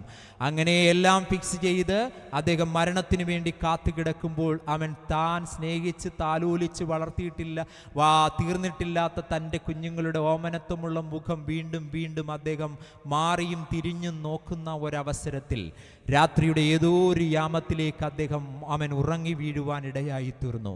ആ അർദ്ധരാത്രിയിൽ താൻ ഉറക്കത്തിലേക്ക് കടന്നുപോയപ്പോൾ അദ്ദേഹം മടികൂടാതെ മാതൃഭൂമി ദിനപത്രത്തിൻ്റെ സൺഡേ സപ്ലിമെൻറ്റിൽ ഇങ്ങനെ എഴുതി വെച്ചു, ഒരു തണുത്ത കരം മരിക്കുവാനിരിക്കുന്ന എൻ്റെ മുഖത്തേക്ക് വീഴുവാനിടയായി തീർന്നു. ആ തണുത്ത കരം എൻ്റെ മുഖത്തെ തട്ടിയിട്ട് ഇങ്ങനെയാണ് പറഞ്ഞത്, സോമരാജൻ, നീ മരിക്കേണ്ടുന്നവനല്ല, ഏഷ്യയിലെ ആയിരക്കണക്കിന് വരുന്ന അഗതികൾക്ക് അപ്പനായി അമ്മയായി നീ ജീവിക്കേണ്ടുന്നവനാണെന്ന് പറഞ്ഞ് എനിക്ക് ജീവിക്കുവാൻ ശക്തി പകർന്ന ഒരു ശക്തിയുണ്ട് ലോകത്ത്. അതാരാണെന്ന് അദ്ദേഹം തൻ്റെ ഇടത്തോടെ മാതൃഭൂമി ദിനത്തിൽ പത്രത്തിൽ പറഞ്ഞു. അദ്ദേഹം പറഞ്ഞത്, അവൻ കരുണ നിറഞ്ഞ കണ്ണുള്ള യേശു കർത്താവാണ്. ഇന്ന് രാത്രി മരണത്തെ നിങ്ങൾ മുഖാമുഖം കാണുന്നു എന്നുണ്ടെങ്കിൽ ഞങ്ങൾക്ക് ഉയർത്തി കാണിക്കുവാൻ ഒരു രക്ഷകനുണ്ട്. മരണത്തിൽ നിന്നും എന്നെയും എൻ്റെ കുടുംബത്തെയും വിടുവിച്ച അരുമനാഥനാകുന്ന കർത്താവ്, ആ കർത്താവിനെ കരമടിച്ചൊന്ന് ആരാധിക്കുവാൻ നമുക്ക് കഴിയുമാറാകട്ടെ. മരണത്തിന് നീക്കുപോക്ക് തരുന്ന ഒരു ദൈവം, അവൻ നമ്മുടെ കഷ്ടത അറിയുന്നു, അവൻ നമ്മുടെ ദാരിദ്ര്യം അറിയുന്ന ദൈവമാണ്. കരമടിച്ച് ശക്തിയോടെ ഞാൻ എൻ്റെ ദൈവത്തെ വാഴ്ത്തുകയാണ്. ഹല്ലേലൂയ. പിന്നെ നമ്മൾ കാണുന്നത് ഞാൻ നിന്റെ ദാരിദ്ര്യം അറിയുന്നു എന്നുള്ളതാണ്. ദാരിദ്ര്യം എന്നുള്ളതിന് നമ്മൾ കാണുന്നത് പോവർട്ടി എന്നറിയപ്പെടുന്ന ഒരു പദം. ഇംഗ്ലീഷിൽ നമ്മൾ കാണുന്നത് പോവർട്ടി അല്ല, പോവർട്ടി എന്നറിയപ്പെടുന്ന ഒരു ഇംഗ്ലീഷ് പദമാണ്. പോവർട്ടി എന്നുള്ളത് ദാരിദ്ര്യത്തെ കാണിക്കുന്ന പദമാണ്. നമ്മൾ ബൈബിൾ ഒന്ന് പഠിച്ചു കഴിഞ്ഞാൽ ഗ്രീക്കില് പ്രധാനമായും പട്ടിണിക്ക് 2 പദം ഉപയോഗിച്ചിട്ടുണ്ട്. ഒന്നാമത്തെ പദം എന്ന് പറയുന്നത് സ്തോത്രം ടൊക്കയ്യ എന്നറിയപ്പെടുന്ന ഒരു പദം, രണ്ടാമത്തത് പെനിയ എന്നറിയപ്പെടുന്ന ഒരു പദമാണ്. ബൈബിളിൽ പൊതുവെ ഉപയോഗിക്കുന്നത് പെനിയ എന്നറിയപ്പെടുന്ന ദാരിദ്ര്യത്തിന്റെ പദമാണ്. പെനിയ എന്ന് വെച്ചാൽ നിങ്ങൾ ഒത്തിരി ദാരിദ്ര്യമല്ല നിങ്ങൾക്കുള്ളത്, എന്നാൽ നിങ്ങൾ ദരിദ്രരാണ്, നിങ്ങളുടെ കാര്യങ്ങളൊക്കെ ചെയ്യാനുള്ള പണം നിങ്ങളുടെ കയ്യിലുണ്ട്. അതാണ് പെനിയ എന്നതുകൊണ്ട് അർത്ഥമാക്കുന്നത്. ഒരു സമ്പൂർണ്ണ ദാരിദ്ര്യമല്ല. നിങ്ങൾക്ക് നിങ്ങളുടെ ജീവിതത്തെ മുന്നോട്ട് കൊണ്ടുപോകാനുള്ള എല്ലാ സാഹചര്യങ്ങളും നമുക്കവിടെ കാണുവാൻ വേണ്ടി കഴിയുന്നുണ്ട്. ടോക്കയ്യ എന്നറിയപ്പെടുന്ന പദമാണ് ഇവിടെ ഉപയോഗിച്ചിരിക്കുന്നത്. അതിൻ്റെ അർത്ഥം എന്ന് പറയുന്നത് അട്ടർ പോവർട്ടി, സമ്പൂർണ്ണ ദാരിദ്ര്യം എന്നുള്ളതാണ്. ഒരു നേരത്തെ ഭക്ഷണം കഴിക്കുവാൻ വകയില്ലാതെ, സ്വന്തം കുഞ്ഞുങ്ങൾക്ക് ഒരു നേരത്തെ പാല് കൊടുക്കുവാൻ കഴിയില്ലാതെ ഒരു സമ്പൂർണ്ണ ദാരിദ്ര്യത്തിലേക്ക് കടന്നു പോകുന്ന ഒരു ജനവിഭാഗത്തിൻ്റെ ദാരിദ്ര്യം അറിയുന്നൊരു ദൈവമുണ്ടെന്ന് പറഞ്ഞാൽ അതൊരു വലിയ ആശ്വാസമാണ്. പ്രിയപ്പെട്ടവരെ, യഹൂദന്മാരും റോമ ഗവൺമെൻറ്റിൻ്റെ ആളുകളും അവരുടെ സ്വന്തമെന്നെണ്ണുന്നതെല്ലാം പിടിച്ചടക്കി വെച്ചിരുന്ന ഒരു കാലഘട്ടത്തിൽ അവർ സമ്പൂർണ്ണ ദാരിദ്ര്യത്തിലേക്ക് കടന്നു പോകുമ്പോൾ അവരോട് ദൈവം പറയുകയാണ്, ഞാൻ നിന്നെ അറിയുന്ന ദൈവമാണ്. കഷ്ടതയുടെ നടുവിൽ അങ്ങനെ ഒരു വാക്ക് കേൾക്കുന്നത് ഒരു മനുഷ്യന് ജീവിക്കുവാൻ നൽകുന്ന ഊർജ്ജമാണെന്ന് നമ്മൾ തിരിച്ചറിയണം. സ്മരണ എന്നറിയപ്പെടുന്ന പദവുമായിട്ട് ഈ പദത്തിന് ഇവരുടെ സാഹചര്യത്തിന് വലിയ ബന്ധമുണ്ട്. സ്മരണ എന്നുള്ള വാക്കിന്റെ അർത്ഥം എന്ന് പറയുന്നത് ബിറ്റർ അഥവാ കയ്പ് എന്നാണ് അതിന്റെ അർത്ഥം എന്ന് പറയുന്നത്. അവർ കയ്പിലൂടാണ് കടന്നു പോകുന്നത്. നിങ്ങൾ ഒരു കാര്യം മനസ്സിലാക്കണം, സ്മരണ എന്നറിയപ്പെടുന്ന പദം കടന്നു വന്നത് മിർ എന്നറിയപ്പെടുന്ന ഒരു പദത്തിൽ നിന്നാണ്. മിർ എന്നറിയപ്പെടുന്ന പദത്തിന്റെ അർത്ഥമെന്ന് പറയുന്നത് മൂര് എന്നൊക്കെയാണ്. മൂര് എന്നൊക്കെയാണ് അതിന്റെ അർത്ഥമെന്ന് പറയുന്നത്. ബൈബിളിൽ നിങ്ങൾ കേട്ടിട്ടുണ്ടോ മൂരെന്നൊക്കെ പറയുന്ന പദങ്ങൾ? അതിന്റെ അർത്ഥം എന്താണെന്ന് അറിയാമോ? മൂരെന്നൊക്കെ അറിയപ്പെടുന്നത് ചുറ്റുപാടും സുഗന്ധം പരത്തുന്ന വാക്കുകളാണ്. മൂര് എന്നൊക്കെ പറയുന്ന പദത്തിന്റെ അർത്ഥം എന്ന് പറയുന്നത്.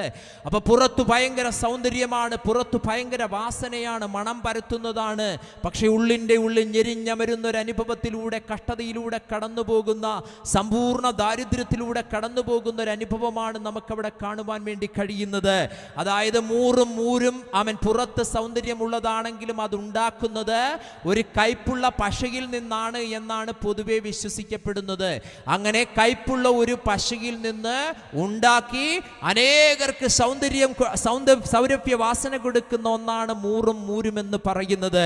പ്രിയപ്പെട്ടവരെ, ഇങ്ങനെയുള്ള അനുഭവത്തിലൂടെ കടന്നു പോകുന്ന ഒരു ദൈവസഭയാണ് സ്മിർന ദൈവസഭ എന്ന് പറയുന്നത്. പുറത്തു നോക്കിയാൽ യാതൊരു പ്രശ്നവുമില്ല, അവൻ അനേകർക്കൊരു സൗന്ദര്യമാണ്, സൗരഭ്യമാണ്. എന്നാൽ ഉള്ളിന്റെ ഉള്ളിൽ നാം നീറുന്ന ഒട്ടനവധി പ്രശ്നങ്ങളിലൂടെയാണ് കടന്നുപോയിക്കൊണ്ടിരിക്കുന്നത്.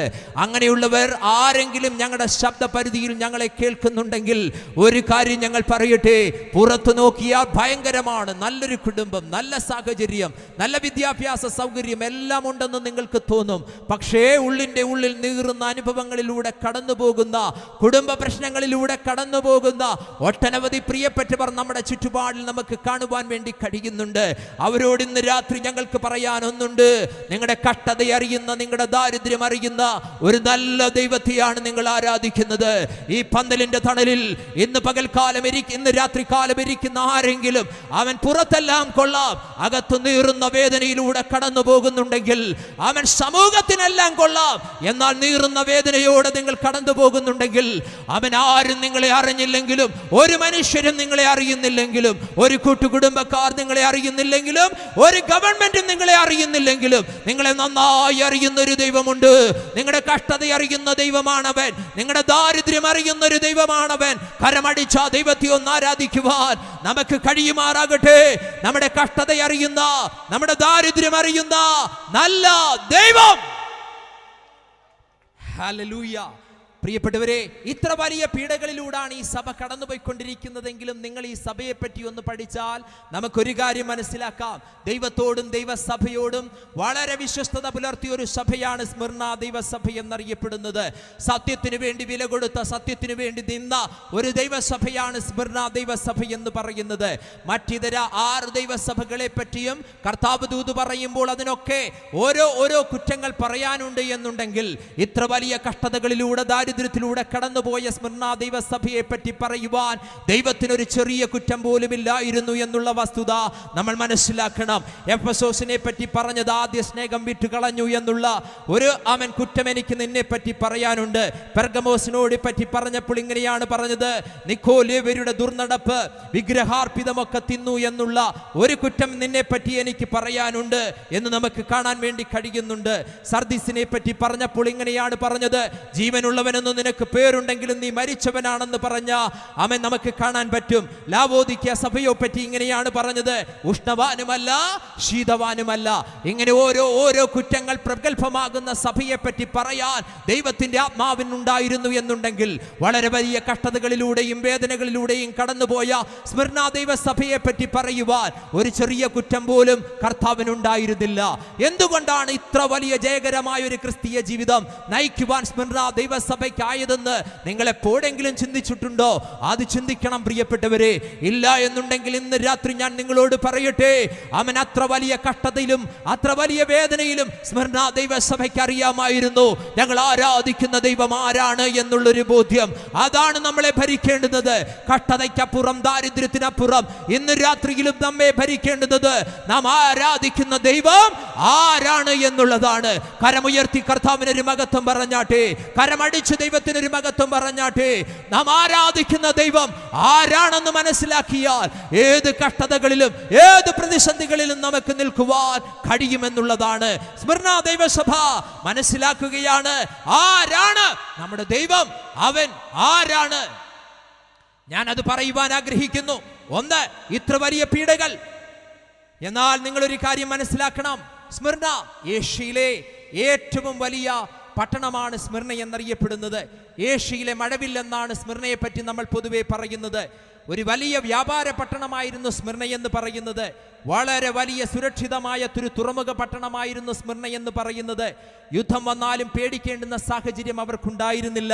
ഒരു വശം കടലാണ്, മറ്റു 3 വശങ്ങൾ വലിയ പാറകൾ തിങ്ങി നിറഞ്ഞ മതിൽക്കോട്ട പോലെ നിൽക്കുന്ന ഒരു നാടായിരുന്നു സ്മിർന എന്ന് പറയുന്നത്.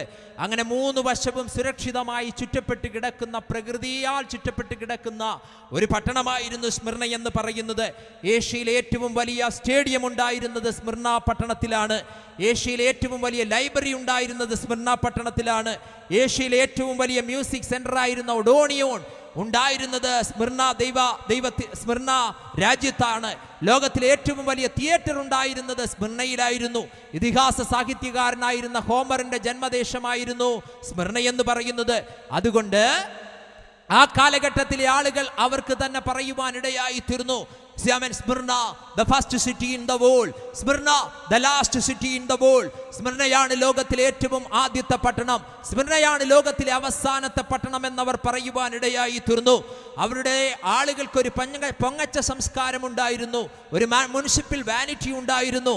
ഈ നാട്ടിലെ അവസാനത്തെ വാക്ക് ഞങ്ങളുടേതാ, ഇവിടുത്തെ ആളുകളുടെ അവസാനത്തെ വാക്ക് ഞങ്ങളുടേതാ.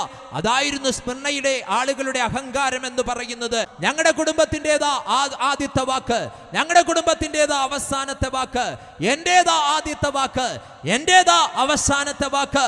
ഇങ്ങനെയുള്ള ഒരു പശ്ചാത്തലത്തിലൂടെ കടന്നു പോകുന്ന ജനവിഭാഗമായിരുന്നു സ്മിർനയുടേത്. എന്നാൽ അവർക്ക് പൊങ്ങച്ച സംസ്കാരം ഉണ്ടായിരുന്നത് കൊണ്ട് ഈ സമൂഹത്തിൽ ആരെയും അവർ അംഗീകരിച്ചിരുന്നില്ല. ആരെയും അവർ കുറുതുകാല് വെട്ടി തകർക്കുമായിരുന്നു. ആരും ഉയർന്നു വരുവാൻ അവർ അനുവദിച്ചിരുന്നില്ല. ആരെയും അവർ തകർക്കുമായിരുന്നു. അതാണ് സ്മിർന പട്ടണത്തിന്റെ പ്രത്യേകത എന്ന് പറയുന്നത്. എന്നാൽ ഈ ദൈവസഭയ്ക്ക് അവർക്കറിയാമായിരുന്നു, സ്മിർനയുടേതല്ല ഞങ്ങളുടെ ജീവിതത്തിൽ ആദ്യത്തെ വാക്ക്, സ്മിർനയുടേതല്ല ഞങ്ങളുടെ ജീവിതത്തിൽ അവസാനത്തെ വാക്ക്. ഞങ്ങളുടെ ജീവിതത്തിൽ ആദ്യത്തെ വാക്കും ഞങ്ങളുടെ ജീവിതത്തിൽ അവസാനത്തെ വാക്കും ആദ്യനും അന്തിനുമാകുന്ന ദൈവത്തിൻ്റെതാണ്. കരമുയർത്തി കർത്താവിന് ഒരു മഹത്വം പറഞ്ഞാട്ടെ. നമ്മുടെ ദൈവം ആരാണെന്ന് ആദ്യം നിങ്ങൾ മനസ്സിലാക്കണം. അവൻ ആദ്യനും അന്തിനുമാകുന്ന ദൈവമാണ്. കരമുയർത്തി കർത്താവിന് ഒരു മഹത്വം പറഞ്ഞ് നമ്മുടെ ദൈവം ആദ്യനും അന്തിനുമാകുന്ന ദൈവമാണ്. ആമേൻ. വൈദ്യശാസ്ത്രത്തിൻ്റെതല്ല നമ്മുടെ ജീവിതത്തിൽ ആദ്യത്തെ വാക്ക്, വൈദ്യശാസ്ത്രത്തിൻ്റെതല്ല നമ്മുടെ ജീവിതത്തിൽ അവസാനത്തെ വാക്ക്, സാമ്പത്തിക വിദഗ്ധരുടേതല്ല നമ്മുടെ ജീവിതത്തിൽ ആദ്യത്തെ വാക്ക്, സാമ്പത്തിക വിദഗ്ധരുടേതല്ല നമ്മുടെ ജീവിതത്തിൽ അവസാനത്തെ വാക്ക്, ഡോക്ടർമാരുടേതല്ല ആദ്യത്തെ വാക്ക്, ഡോക്ടർമാരുടേതല്ല അവസാനത്തെ വാക്ക്, വിദ്യാഭ്യാസത്തിൽ ടീച്ചറുടേതല്ല ആദ്യത്തെ വാക്ക്, ടീച്ചറുടേതല്ല അവസാനത്തെ വാക്ക്. ഒരു ഭക്തൻ ജയാളിയാകണമെങ്കിൽ നിന്റെ ജീവിതത്തിൽ ആദ്യത്തെ വാക്ക്, അവസാനത്തെ വാക്ക്, ആദ്യനും അന്തിനുമായ ദൈവത്തിൻ്റെതാകണം. കരമടിച്ച് ശക്തിയോടെ ഞാൻ എൻ്റെ ദൈവത്തെ വാഴ്ത്തുകയാണ്. ഞാൻ നിങ്ങളോട് പറഞ്ഞു, ഞാനൊരു ശൂരനാടുകാരനാണ്. എൻ്റെ വീട്ടിൽ ആദ്യമായി ക്രിസ്തുവിനെ കണ്ടെത്തിയത് എൻ്റെ അങ്കിൾ സുധീർ കുറുപ്പാണ്. ഇന്നേക്ക് ഒരു 30 വർഷങ്ങൾക്ക് മുമ്പ് അഭ്യസ്തവിദ്യനായി ശാസ്താംകോട്ട ദേവസ്വം ബോർഡ് കോളേജിൽ നിന്ന് അദ്ദേഹം ചണ്ഡീഗഡ് എന്നറിയപ്പെടുന്ന ദേശത്തേക്ക് കടന്നു പോകുവാൻ ഇടയായി തീർന്നു. ചണ്ഡീഗഡ് എന്നറിയപ്പെടുന്ന ദേശത്തേക്ക് കടന്നു പോകുമ്പോൾ അദ്ദേഹത്തോടൊപ്പം ഞങ്ങളുടെ ബന്ധുവായ RR പിള്ള എന്നറിയപ്പെടുന്ന ഒരു വ്യക്തിയും ഉണ്ടായിരുന്നു. രണ്ടുപേരും അഭ്യസ്തവിദ്യരാണ്. അവർ ഇവിടം വിടുവാനുണ്ടായ ഏറ്റവും പ്രധാനപ്പെട്ട കാരണമെന്ന് പറയുന്നത്, ആ നാട്ടിൽ ചെന്ന് കഴിഞ്ഞാൽ അവരെ സ്വീകരിക്കുവാൻ വേണ്ടി ഞങ്ങളുടെ ഒരു അകന്ന ബന്ധു ആർമിയിൽ ഉദ്യോഗസ്ഥനായിട്ട് ജോലി ചെയ്യുന്നുണ്ട്. അവരവിടെ ചെന്ന് കഴിഞ്ഞാൽ അദ്ദേഹം അവരെ സഹായിക്കുമെന്നുള്ള ഒരു ഉറപ്പിന്മേലാണ് അവരവിടെ പോകുവാൻ വേണ്ടി ഇടയായി തീർന്നത്. അവിടെ ചെന്ന് കഴിഞ്ഞപ്പോഴാണ് മനസ്സിലായത്, ഞങ്ങളുടെ അകന്ന ബന്ധു ആർമിയുടെ ഒരു റിട്ടയർഡ് ഉദ്യോഗസ്ഥൻ, ഇവരൊരു ബാധ്യതയാകുമെന്ന് കരുതി അന്ന് രാത്രി തന്നെ ഈ രണ്ടുപേരെയും അവിടെ നിന്ന് പുറത്താക്കുവാൻ വേണ്ടി ഇടയായി തീർന്നു. അങ്ങനെ പുറത്താക്കപ്പെട്ട കൊടും തണുപ്പത്ത് എങ്ങോട്ട് പോകണമെന്നറിയാതെ വ്യാകുലപ്പെട്ട് നിന്ന 2 ചെറുപ്പക്കാർ അവർ തീരുമാനിച്ചു, എല്ലാം വിട്ടിട്ടാണ് വന്നിരിക്കുന്നത്, ഇനി രക്ഷപ്പെട്ടിട്ടല്ലാതെ നാട്ടിലേക്ക് തിരിച്ചു വരില്ല എന്ന് തീരുമാനിച്ചു. അറിയാവുന്ന ഇംഗ്ലീഷിലും അറിയാവുന്ന ഹിന്ദിയിലും അവർ അവിടങ്ങളിലുള്ള ആളുകളോട് സംസാരിക്കാൻ തുടങ്ങി. അങ്ങനെ അവിടെയുള്ളൊരു സർദാർജി പറഞ്ഞു കൊടുത്തു, ഇവിടെ അടുത്തുള്ള പാട്യാല എന്നറിയപ്പെടുന്ന യൂണിവേഴ്സിറ്റിയിൽ ഇന്ത്യൻ കോഫി ഹൗസ് എന്നറിയപ്പെടുന്ന ഒരു കോഫി ഹൗസ് ഉണ്ട്, അവിടെ നിങ്ങൾക്ക് തൊഴിൽ കിട്ടും എന്ന് പറയുവാൻ ഇടയായി തീർന്നു. അങ്ങനെ ഇന്ത്യൻ കോഫി ഹൗസിൽ സർദാർജി പറഞ്ഞതനുസരിച്ച് ജോലിക്ക് ചേറിയ എൻ്റെ അങ്കിൾ സുധീർ കുറുപ്പും ഞങ്ങളുടെ ബന്ധു ആർ പിള്ളയും അവർക്ക് കിട്ടിയ ആദ്യത്തെ തൊഴിലെന്ന് പറയുന്നത് പാത്രം കഴുകലായിരുന്നു. ഉന്നത കുലജാതന്മാരും ഇതുവരെ ചെയ്തിട്ടില്ലാത്ത പണികളും അഭ്യസ്ത വിദ്യരുമായിരുന്നുവെങ്കിൽ തന്നെയും ജീവിതം എന്തിൻ്റെയും ചെയ്ത് വിജയിക്കണമെന്നുള്ള ഉത്തമ ബോധ്യമുണ്ടായിരുന്നതുകൊണ്ട് ആ പാത്രം കഴുകൽ അവർ ഭംഗിയായിട്ട് ചെയ്യുവാനിടയായി തീർന്നു. പൂർണ്ണ സമർപ്പണത്തോടെ ചെയ്യുവാനിടയായി തീർന്നു. പാത്രത്തിൻ്റെ വെളുപ്പിൽ കണ്ടപ്പോൾ ഇന്ത്യൻ കോഫി ഹൗസിലെ മാനേജറിന് സന്തോഷം തോന്നിയിട്ട് അവർക്ക് ജോലിയിൽ പ്രമോഷൻ കൊടുക്കുവാനിടയായി. അടുത്ത ജോലി എന്ന് പറയുന്നത് ഉരുളൻകിഴങ്ങ് പുളിയും ഉള്ളിപ്പുളിയുമായിരുന്നു. അതിലും അവർ വിശ്വസ്തയോടെ ജോലി ചെയ്തതുകൊണ്ട് മാനേജർക്ക് ഇഷ്ടം തോന്നി വീണ്ടും പ്രമോഷൻ കൊടുത്ത് അവർ വെയിറ്ററാകുവാനിടയായി തീർന്നു. അങ്ങനെ വെയിറ്ററായി നിൽക്കുന്ന സാഹചര്യത്തിലാണ് പഞ്ചാബ് മുഖ്യമന്ത്രിയാകുന്ന ബിയാൻ സിംഗ് വെടിയേറ്റ് മരിക്കുവാനിടയായി തീർന്നത്. പഞ്ചാബ് മുഖ്യമന്ത്രിയാകുന്ന ബിയാൻ സിംഗ് വെടിയേറ്റ് മരിച്ചപ്പോൾ ഭയപ്പെട്ടിട്ട് പാട്യാല യൂണിവേഴ്സിറ്റിയുടെ ക്യാൻറ്റീൻ വിടുവാനിടയായി തീർന്നു. പാട്യാല യൂണിവേഴ്സിറ്റിയുടെ ക്യാൻറ്റീൻ വിടുവാൻ ഒരു കാരണമുണ്ട്. കാരണം ഇതേ യൂണിവേഴ്സിറ്റിയുടെ അസിസ്റ്റന്റ് രജിസ്ട്രാറിൻ്റെ മകൻ കൊടും ഭീകരനാണെന്ന് അറിയില്ലായിരുന്നു. അതേ ക്യാൻറ്റീനിൽ കടന്നു വന്ന് ഭക്ഷണം കഴിച്ച് ഇഷ്ടംപോലെ സമയം ചിലവഴിച്ച് ടിപ്പുകൾ കൊടുത്തിട്ട് കടന്നു പോകുന്ന ഈ ഭീകരൻ്റെ ഫോട്ടോയൊക്കെ പത്രത്തിൽ വന്നപ്പോൾ പേടിച്ചിട്ട് അവിടെ നിന്ന് ഒളിച്ചോടി പോകുവാനിടയായി. ആർ പിള്ള എന്നറിയപ്പെടുന്ന ഞങ്ങളുടെ ബന്ധു ഒരു മധ്യരാജാവ് അദ്ദേഹത്തെ അക്കൗണ്ടൻ്റ് ആക്കുവാനിടയായപ്പോൾ എൻ്റെ അങ്കിൾ സുധീർ കുറുപ്പിനെ കൊണ്ടുപോകുവാൻ ആരുമില്ലാതെ ഒരു മലയാളിയുടെ ചായക്കടയിൽ ചായ ഒഴിച്ച് ജീവിക്കുന്ന ആ കടത്തിണ്ണയിൽ കിടന്നുറങ്ങുന്ന തണുപ്പത്ത് കിടന്നുറങ്ങുന്ന എൻ്റെ അങ്കിൾ സുധീർ കുറുപ്പ്. എന്നാൽ അവിടെ എന്നും ചായ കുടിക്കുവാൻ ഒരു മലയാളി വരുമായിരുന്നു.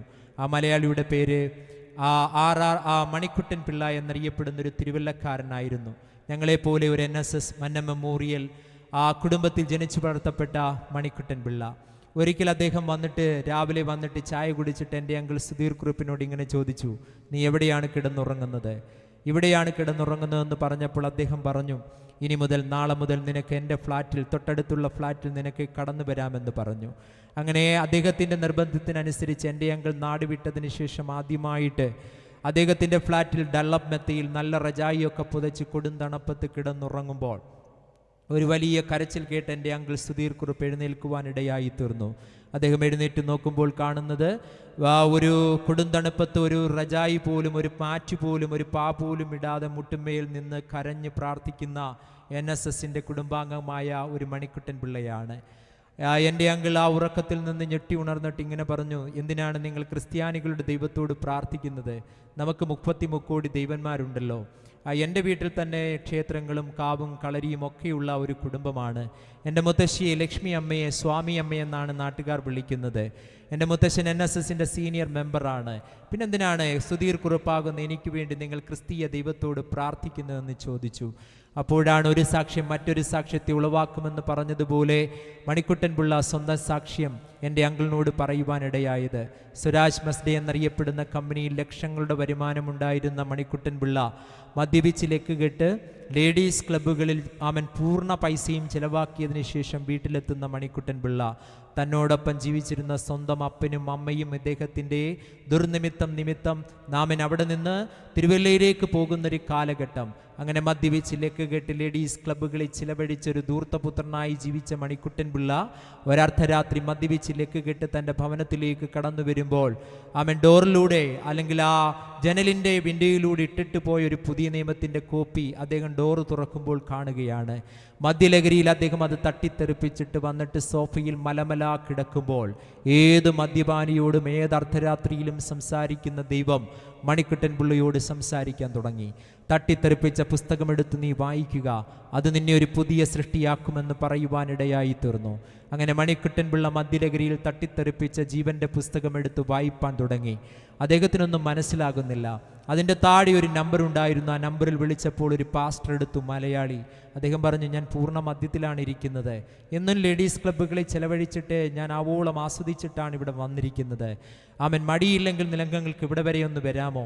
നിങ്ങൾ ഈ പറഞ്ഞിരിക്കുന്ന പുസ്തകത്തിൻ്റെ ഉള്ളടക്കം എനിക്കൊന്ന് പറഞ്ഞു തരാമോ? അർദ്ധരാത്രി ആ കൊടുന്തണുപ്പത്ത് ആ പാസ്റ്റർ അദ്ദേഹത്തിൻ്റെ ഭവനത്തിലെത്തി. ആമൻ, സ്തോത്രം. അദ്ദേഹത്തെ കൂട്ടിക്കൊണ്ട് തൻ്റെ ഭവനത്തിലേക്ക് കടന്നുപോയി. മദ്യപാനിയാകുന്ന മണിക്കുട്ടൻ പിള്ള പിറ്റേന്ന് തിരിച്ചു വന്നത് മദ്യപിക്കത്തില്ല എന്നുള്ളൊരു പൂർണ്ണ തീരുമാനത്തോടെ ദൈവത്തിൻ്റെ പുത്രനായിട്ടാണ് തിരിഞ്ഞു വന്നത്. ഇന്ന് ആ മണിക്കുട്ടൻ പിള്ള അവൻ സ്വന്തം കുടുംബത്തോടൊപ്പം സമാധാനത്തോടെ ചണ്ഡികളിൽ ജീവിക്കുമ്പോഴും അദ്ദേഹത്തിൻ്റെ ഏകാഗ്രഹമെന്നറിഞ്ഞത് താൻ അറിഞ്ഞ സത്യം അനേകരോട് പറയണമെന്നുള്ളതാണ്. അങ്ങനെ ഒരു കുടുംബക്കാരൻ തള്ളിക്കളഞ്ഞെങ്കിലും അവൻ അനേകർ ചേർത്ത് പിടിക്കുവാനുള്ള ദൈവത്തിൻ്റെ ആദ്യനും അന്തിനുമാകുന്ന ദൈവത്തിൻ്റെ വാക്കാണ്. അവൻ സ്തോത്രം. പിന്നീട് ചണ്ഡിഗഡിൽ അവൻ ഒരു പാത്രം കടികലിനായി തുടങ്ങിയ എൻ്റെ അങ്കിൾ സുധീർ കുറുപ്പ്, പിന്നെ മുത്തൂറ്റ് ബാങ്കിൻ്റെ സീനിയർ ഓഫീസറും അക്കൗണ്ടൻറ്റും ഓഡിറ്ററുമായിട്ട് അവിടെ നിന്ന് വിട ചൊല്ലുകയും ഇപ്പോൾ സൗദി അറേബ്യയുടെ മണ്ണിൽ അവൻ ഒരു സ്വന്തം ഷിപ്പിംഗ് കമ്പനി നടത്തുന്ന ഒരു ഷിപ്പിംഗ് കമ്പനിയുടെ ഓണറാക്കി മാറ്റിയതിൻ്റെ പിന്നിലുള്ള രഹസ്യമെന്ന് പറഞ്ഞത് അവൻ ഒന്നേയുള്ളൂ: ഞങ്ങളുടെ ജീവിതത്തിൽ ആദ്യനും അന്തിനുമായ ഒരുവൻ ദൈവമാണ്. നമ്മുടെ സ്ഥിതി മാറ്റുവാൻ കഴിവുള്ള ആദ്യനും അന്തിനുമാകുന്ന ദൈവം അത് ക്രിസ്തുവാണ് എന്നുള്ളതാണ്. ഞാൻ എൻ്റെ ദൈവത്തെ വാഴ്ത്തുകയാണ്.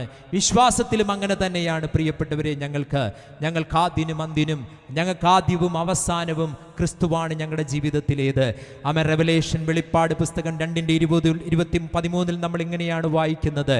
ആ പെർഗമോസ് ദൈവസഭയോട് പറയുമ്പോൾ ഇങ്ങനെയാണ് പറയുന്നത്: നീ എവിടെ പാർക്കുന്നു എന്നും അത് സാത്താൻ്റെ സിംഹാസനമുള്ള ഇടമെന്നും ഞങ്ങൾ അറിയുന്നു എന്നാണ് നമ്മളവിടെ കാണുന്നത്. ആ കാലഘട്ടത്തിൽ അനേക രക്ഷിത ഗണങ്ങൾ ഉണ്ടായിരുന്നു എന്ന് നമുക്ക് കാണുവാൻ വേണ്ടി കഴിയുകയാണ്.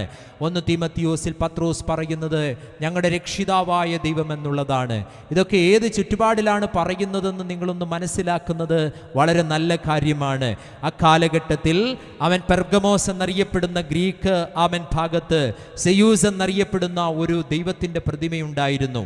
അത് മലമുകളിൽ 800 അടി ഉയരത്തിൽ നിൽക്കുന്ന സെയൂസ് എന്നറിയപ്പെടുന്ന രക്ഷിത ഗണത്തിൻ്റെ ഒരു പ്രതിമ. അതിനെ കണ്ടിട്ടാണ് പറയുന്നത്: നീ എവിടെ പാർക്കുന്നു എന്ന് ഞാൻ അറിയുന്നു.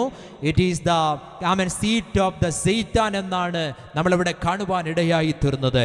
അങ്ങനെ 800 അടി ഉയരത്തിൽ നിൽക്കുന്ന ഈ സെയൂസ് ദേവന്റെ, ഈ സെയൂസ് ദേവന്റെ ദേവാലയത്തിന്റെ മുകളിൽ ഒരു 40 അടി ഉയരത്തിൽ ഒരു അദേന സ്തോത്രം രക്ഷിതഗണം നിൽക്കുകയാണ്. അദേന ദേവി എന്നറിയപ്പെടുന്ന ഒരു രക്ഷിതഗണം നിൽക്കുകയാണ്. ഇതൊക്കെ നിൽക്കുന്നത് കാണുമ്പോൾ നോട്ടുകാർക്കൊക്കെ തോന്നിയത് അദേനായ ദ സോറ്റേർ എന്നുള്ളതാണ്. അദേനയാണ് രക്ഷിതാവെന്ന് അവർക്ക് തോന്നുവാനിടയായി തീർന്നു. സെയൂസ് എന്നറിയപ്പെടുന്ന രക്ഷിതാവാണ് അവരെ രക്ഷിക്കുന്നതെന്ന് അവർക്ക് തോന്നുവാൻ വേണ്ടി ഇടയായി തീർന്നു. അതുകൊണ്ട് സെയൂസിൻ്റെ ദേവാലയങ്ങളും അദേനയുടെ ദേവാലയങ്ങളും ഒക്കെ പുകകൊണ്ട് മുഖരിതമായി അനേകർ ഇതിനെയൊക്കെ രക്ഷിത ഗണങ്ങളായി ആരാധിക്കുന്നൊരു ഭാഗം നമുക്ക് കാണുവാൻ വേണ്ടി കഴിയുന്നുണ്ട്. തീർന്നില്ല പ്രിയപ്പെട്ടവരെ. ഈ പെർഗമോസ് എന്നറിയപ്പെടുന്ന ഗ്രീക്ക് പട്ടണത്തിൽ മറ്റൊരു ഭാഗമുണ്ടായിരുന്നു. അസ്കപ്പെലിയോസ് എന്നറിയപ്പെടുന്ന മറ്റൊരു രക്ഷിത ഗണത്തിന്റെ ഭാഗവും നമുക്കവിടെ കാണുവാൻ വേണ്ടി കഴിയുന്നുണ്ട്. അതിന്റെ സിംബൽ എന്ന് പറയുന്നത് ഒരു സർപ്പന്റാണ്, ഒരു പാമ്പായിരുന്നു.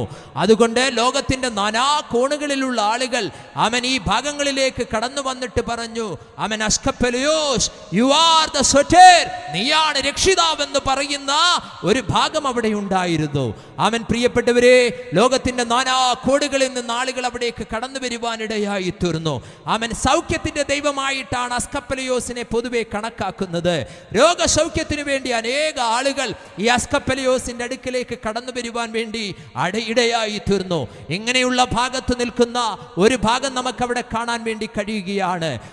ഇങ്ങനെയുള്ള ചുറ്റുപാടിൽ സെയൂസിന്റെയും അദേനയുടെയും അസ്കപ്പെലിയോസിന്റെയും ഒക്കെ രക്ഷിത ഗണങ്ങൾ ഉയർന്നു നിൽക്കുന്ന ഭാഗത്ത് നിന്നുകൊണ്ട് മരണത്തിന് കാതോർക്കുന്ന പൗലോസ് തന്റെ വിശ്വാസത്തിൽ തന്റെ നിജപുത്രനാകുന്ന പൗലോസ് തീമത്തിയോസിന് വേണ്ടി ലേഖനം എഴുതുമ്പോൾ 1 തീമത്തിയോസിൽ അദ്ദേഹം പറഞ്ഞു: അല്ലല്ല, അസ്കപ്പെലിയോസ് അല്ല ഈ ലോകത്തിന്റെ രക്ഷിതാവ്, അസ്കപ്പെലിയോസ് അല്ല എന്റെ രക്ഷിതാവ്, സെയൂസ് അല്ല ഈ ലോകത്തിന്റെ രക്ഷിതാവ്, സെയൂസ് അല്ല എന്റെ രക്ഷിതാവ്.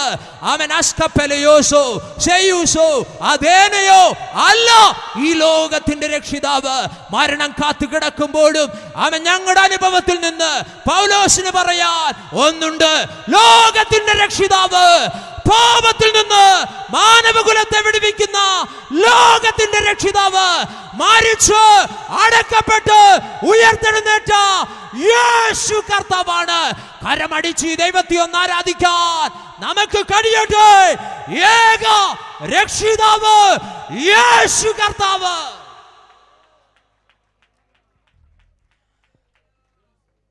അവനാണ് നമ്മുടെ ജീവിതത്തിലെ ആദ്യനും അന്ത്യനുമാകുന്ന ദൈവം. അങ്ങനെ ഒരു ചിന്തയിലേക്ക് നിങ്ങൾ കടന്നു വരുന്നു എന്നുണ്ടെങ്കിൽ നിങ്ങൾക്കും സമാധാനത്തോടെ നമ്മുടെ സമൂഹത്തിൽ ജീവിക്കുവാൻ കഴിയുമെന്നുള്ളത് നിങ്ങൾ മറന്നു പോകരുത്. ആമേൻ. He is the first and he is the last എന്ന് നമുക്കവിടെ കാണുവാൻ വേണ്ടി കഴിയുകയാണ്. തീർന്നില്ല പ്രിയപ്പെട്ടവരെ, ആരാണ് നമ്മുടെ ദൈവം എന്ന് നമുക്കവിടെ കാണുവാൻ വേണ്ടി കഴിയുകയാണ്. ഒന്നവർ പറഞ്ഞു, യേശുവാണ് ദൈവം, ആദ്യനും അന്ത്യനുമാകുന്ന ദൈവമെന്ന് നമ്മൾ കാണുകയാണ്. ഇത്ര വലിയ പീഡകളിൽ ഈ ദൈവസഭ നിൽക്കാനുണ്ടായ രണ്ടാമത്തെ കാരണം അവർക്കറിയാം ഹു ഈസ് ഗോഡ്, ആരാണ് ദൈവമെന്നുള്ളത്. അതിങ്ങനെയാണ്, അവൻ മരിച്ചവനായിരുന്നു, എന്നാൽ അവൻ വീണ്ടും ജീവിക്കുന്ന ദൈവമാണ്. ഞങ്ങൾ ഇന്ന് രാത്രി പ്രസംഗിക്കുന്ന ദൈവത്തിൻ്റെ രണ്ടാമത്തെ പ്രത്യേകത, ഞങ്ങൾ ആരാധിക്കുന്ന ദൈവം മരണം കൊണ്ട് അവസാനിച്ചൊരു ദൈവമല്ല, മരണത്തിനപ്പുറം ഉയർത്തെഴുന്നേറ്റൊരു ദൈവമാണ് ഞങ്ങളുടെ ദൈവമെന്ന് പറയുന്നത്. അനേകരുടെ കല്ലറകൾ മരണം കൊണ്ട് അവസാനിച്ചടഞ്ഞു കിടക്കുമ്പോൾ ലോകരക്ഷിതാവാകുന്ന യേശു ക്രിസ്തുവിൻ്റെ കല്ലറ തുറന്നു കിടക്കുകയാണ്. നിങ്ങൾക്കറിയാം, റോമാ സാമ്രാജ്യം ക്രിസ്തുവിനെ ക്രൂശിച്ചു. സന്ധ്യയായപ്പോൾ അരിമത്യക്കാരനാകുന്ന യോസേഫ് എന്ന യേശുവിനെ സ്നേഹിക്കുന്ന ധനവാൻ പീലാത്തോസിൽ നിന്ന് യേശുവിൻ്റെ ശരീരം വാങ്ങിയിട്ട് നിർമ്മല ശീലകൾ പൊതിഞ്ഞ് താൻ പാറയിൽ വെട്ടിയുണ്ടാക്കിയ പുതിയ കല്ലറയിൽ വിൽക്കുവാനിടയായി തീർന്നു. വലിയൊരു കല്ലാണ്, പാറയാണ് ഉരുട്ടി വെച്ചിരിക്കുന്നത്. മഹാപുരോഹിതന്മാരും പരീശന്മാരും പീലാത്തോസിന്റെ അടുക്കൽ വന്നിട്ട് ഇങ്ങനെ പറഞ്ഞു, ആ ചതിയൻ ക്രിസ്തു അവൻ ജീവനോടിരിക്കുമ്പോൾ ഇങ്ങനെ പറഞ്ഞു, മൂന്നാം നാൾ ഞാൻ ഉയർത്തെഴുന്നേൽക്കുമെന്ന്.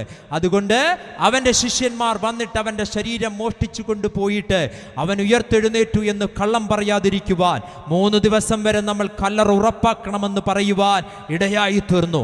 റോമൻ ഇമ്പീരിയൽ മുദ്രകൾ കൊണ്ട് ആ കല്ലറയെ അവർ ബന്ധിക്കുവാൻ ഇടയായി, മുദ്രവയ്ക്കുവാൻ ഇടയായി. കാവൽക്കൂട്ടത്തെ നിർത്തി കല്ലറ ഉറപ്പാക്കി.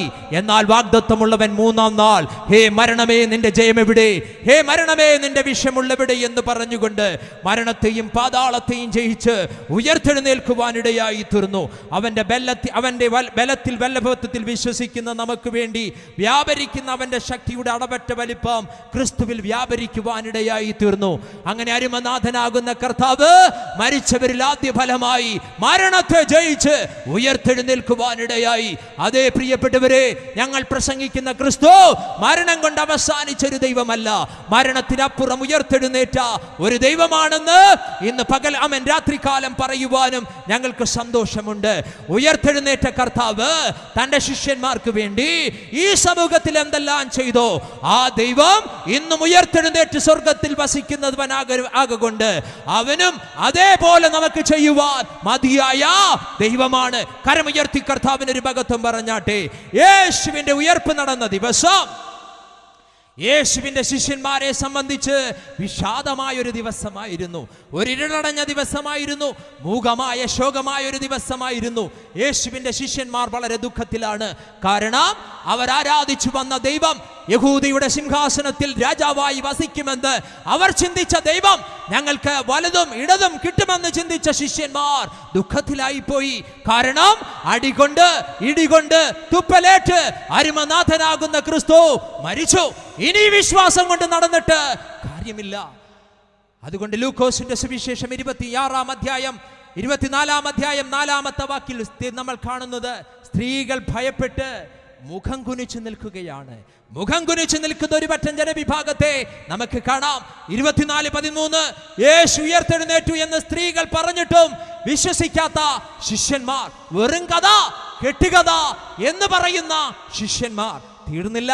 24:17 ദുഃഖത്താൽ ഭാരത്താൽ വേദനയാൽ ഇനി എന്ത് എന്ന് ചിന്തിച്ച് തർക്കിച്ചും വാദിച്ചും കൊണ്ട് വാടിയ മുഖത്തോടെ എമ്മൗസിലേക്ക് യാത്ര ചെയ്യുന്ന 2 ശിഷ്യന്മാർ. ഇതൊക്കെയായിരുന്നു ഉയർത്തെഴുന്നേൽപ്പ് നടന്ന ദിവസം. ആമേൻ നമുക്ക് കാണാൻ കഴിയുന്ന ശിഷ്യന്മാരും തൻ്റെ ശിഷ്യ ഗണങ്ങളും എന്ന് പറയുന്നത്, ഉയർത്തെഴുന്നേറ്റ യേശു തൻ്റെ ശിഷ്യന്മാർക്ക് പ്രത്യക്ഷനായപ്പോൾ കലങ്ങിയ ഹൃദയത്തോടെ നിൽക്കുന്ന അവർ സംശയിച്ചിട്ട് പറഞ്ഞു, ഭൂതം എന്ന് പറയുവാൻ ഇടയായി തീർന്നു. ഇതൊക്കെയാണ് ശിഷ്യന്മാരുടെ ഭാഗം നമുക്ക് കാണാൻ കഴിയുന്നത്.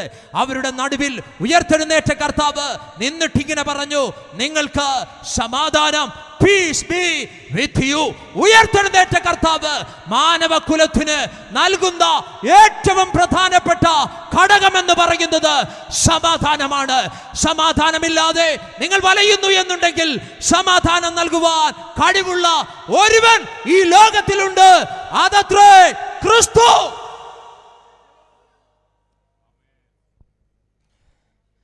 ആദ്യത്തെ ഫലം സുധീർ കുറുപ്പാണ് എന്നുണ്ടെങ്കിൽ 7-8 വർഷങ്ങൾക്ക് ശേഷം എൻ്റെ അങ്കിൾ സുധീർ കുറുപ്പ് ഞങ്ങളുടെ ഗ്രാമത്തിലേക്ക് കടന്നു വരുവാൻ ഇടയായി. നാട്ടിലെല്ലാം പാട്ടായി. ഇദ്ദേഹം ഒരു ക്രിസ്തീയനിയാണ്, ക്രിസ്തു ഭക്തനാണ്. അതുകൊണ്ട് ഇവനെ നമ്മുടെ സമൂഹത്തിൽ നിന്ന് പുറത്താക്കണം. അങ്ങനെ അദ്ദേഹത്തിൻ്റെ പേര് ഞങ്ങളുടെ സമൂഹത്തിൽ നിന്ന് പുറത്തു പോകുവാനിടയായി. ഞങ്ങളില്ലാത്ത രാത്രികളിലും ഞങ്ങളില്ലാത്ത പകലുകളിലുമൊക്കെ എൻ്റെ പിതാവിനെ കാണാൻ സുധീർ കുറുപ്പ് എത്തുമായിരുന്നു. അദ്ദേഹം ആദ്യമായി അദ്ദേഹത്തെ ഞാൻ കാണുമ്പോൾ ഇങ്ങനെ പറഞ്ഞു, നിനക്ക് നിന്റെ പാട്, ഞങ്ങൾക്ക് ഞങ്ങളുടെ പാട്. നീ ഈ കുടുംബത്തിൽ ജനിച്ച നല്ലൊരു നായാണ്, അതുകൊണ്ട് നീ ഇവിടെ നിറങ്ങിപ്പോകണമെന്ന് പറഞ്ഞ് അദ്ദേഹത്തിൻ്റെ കയ്യിലുണ്ടായിരുന്ന ബൈബിളെല്ലാം വലിച്ചു കീറി തെരുവോരങ്ങളിലൂടെ അവൻ വലിച്ചെറിഞ്ഞിട്ട് അദ്ദേഹത്തെ തള്ളി അടിച്ച് ഞാൻ പുറത്താക്കുവാൻ ഇടയായി തീർന്നു.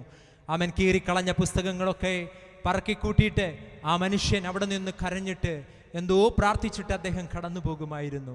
പക്ഷേ എൻ്റെ ഭവനം എന്ന് പറയുന്നത് സമാധാനമില്ലാത്തൊരു ഭവനമായിരുന്നു.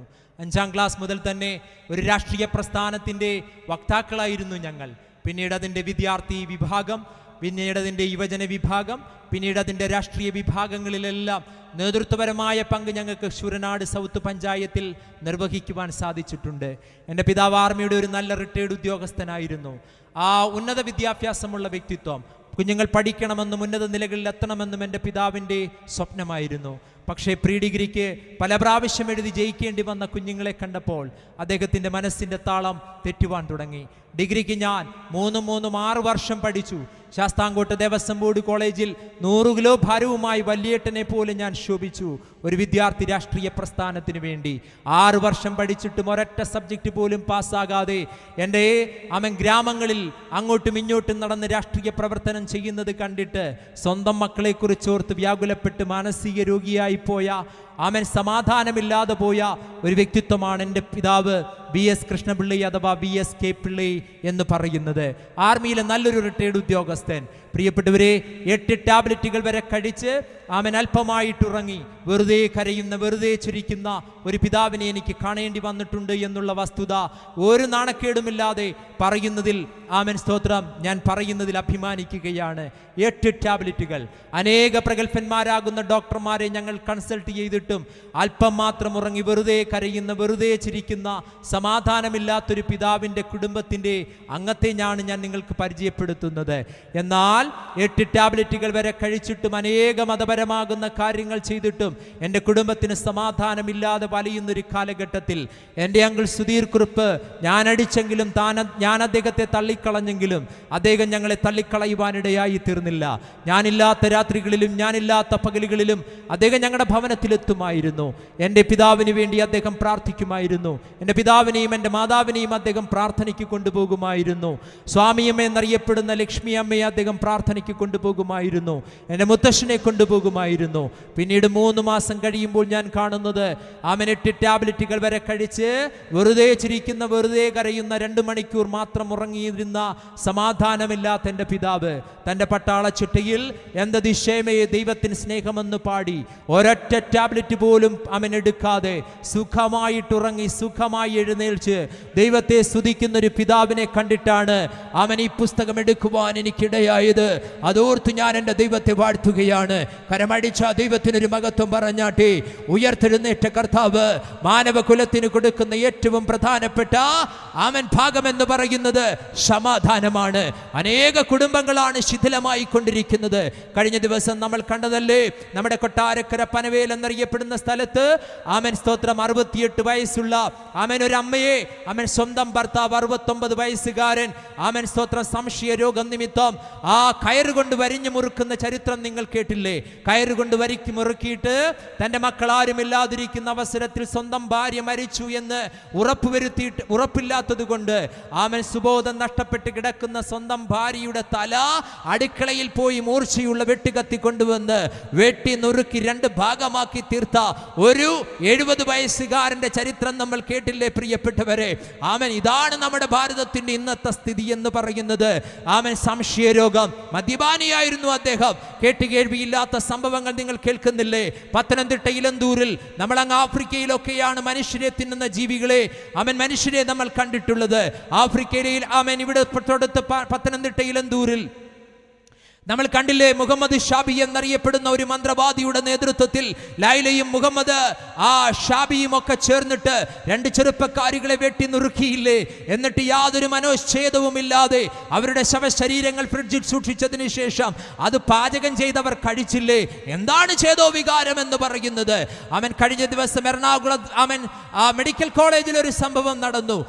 ആലപ്പുഴക്കാരി ഒരു പെൺകുട്ടി ഒരു ചെറുക്കനോടൊപ്പം ഒരു കുഞ്ഞിന്റെ നിശ്ചലമാകുന്ന 1.5 വയസ്സുകാരന്റെ നിശ്ചലമാകുന്ന ശരീരവുമായിട്ട് എറണാകുളം മെഡിക്കൽ കോളേജിലേക്ക് കടന്നു വരുവാനിടയായി തീർന്നു. വെളുപ്പങ്കാലത്ത് 4 മണിക്ക് നിശ്ചലനാകുന്ന 1.5 വയസ്സുകാരന്റെ ബോഡി തൊട്ടു നോക്കിയിട്ട് ഡോക്ടർ പറഞ്ഞു, കുറച്ചു നേരമായി കുഞ്ഞു മരിച്ചിട്ട്.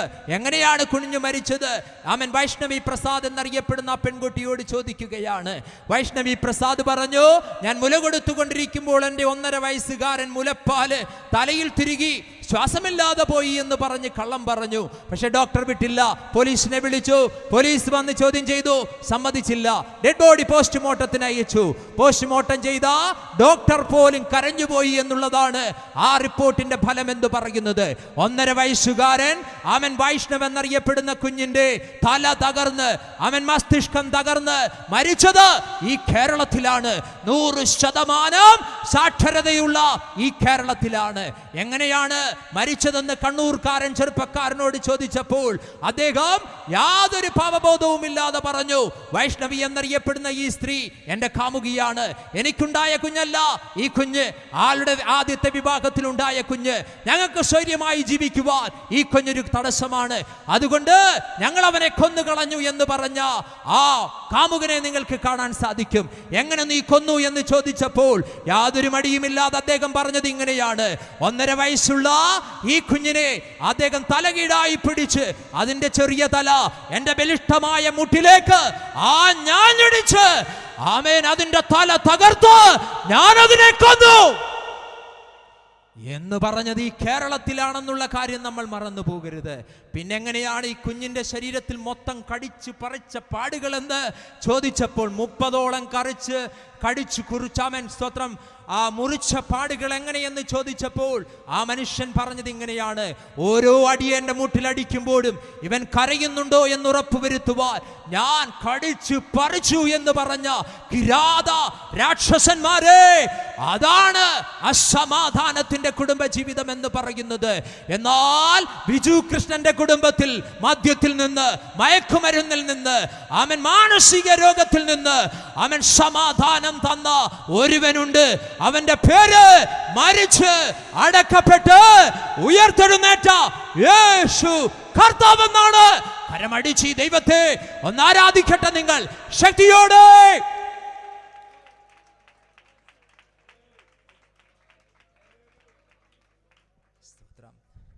നിങ്ങൾക്ക് സമാധാനം. എന്നിട്ട് കർത്താവ് പറയാ, ഞാനാകുന്നു എന്ന് എന്റെ കൈയും കാലും നോക്കി അറിവീൻ എന്ന് തൊട്ടു നോക്കുവേൻ. കർത്താവ് പറയുകയാണ്, ഉയർത്തെഴുന്നേറ്റവൻ, look at my hand and my feet, see that it is myself. ഞാൻ തന്നെയാണെന്ന് ഒന്ന് തൊട്ടു നോക്കുക. കുറച്ചും കൂടെ വ്യക്തമായി പറഞ്ഞാൽ അവിടെ നിന്നാ പോരാ, എക്സ്പീരിയൻസ് മീ, എന്നെ പ്രാക്ടീസ് ചെയ്, എന്നെ എക്സ്പീരിയൻസ് ചെയ്, എന്നെ ഒന്ന് തൊട്. നിൽക്കുന്ന നിൽക്കിൽ നിന്നുകൊണ്ട് എവിടെയുമാകട്ടെ ഉയർത്തെഴുന്നേറ്റ കർത്താവിനെ ഒന്ന് തൊടാൻ നിങ്ങൾക്ക് കഴിയുമോ? ഇരിക്കുന്ന ചുറ്റുപാടിൽ നിന്നുകൊണ്ട് ഉയർത്തെഴുന്നേറ്റ കർത്താവിനെ ഒന്ന് എക്സ്പീരിയൻസ് ചെയ്യുവാൻ നിങ്ങൾക്ക് കഴിയുമോ? ഒന്ന് ഹാൻഡിൽ ചെയ്യാൻ നിങ്ങൾക്ക് കഴിയുമോ?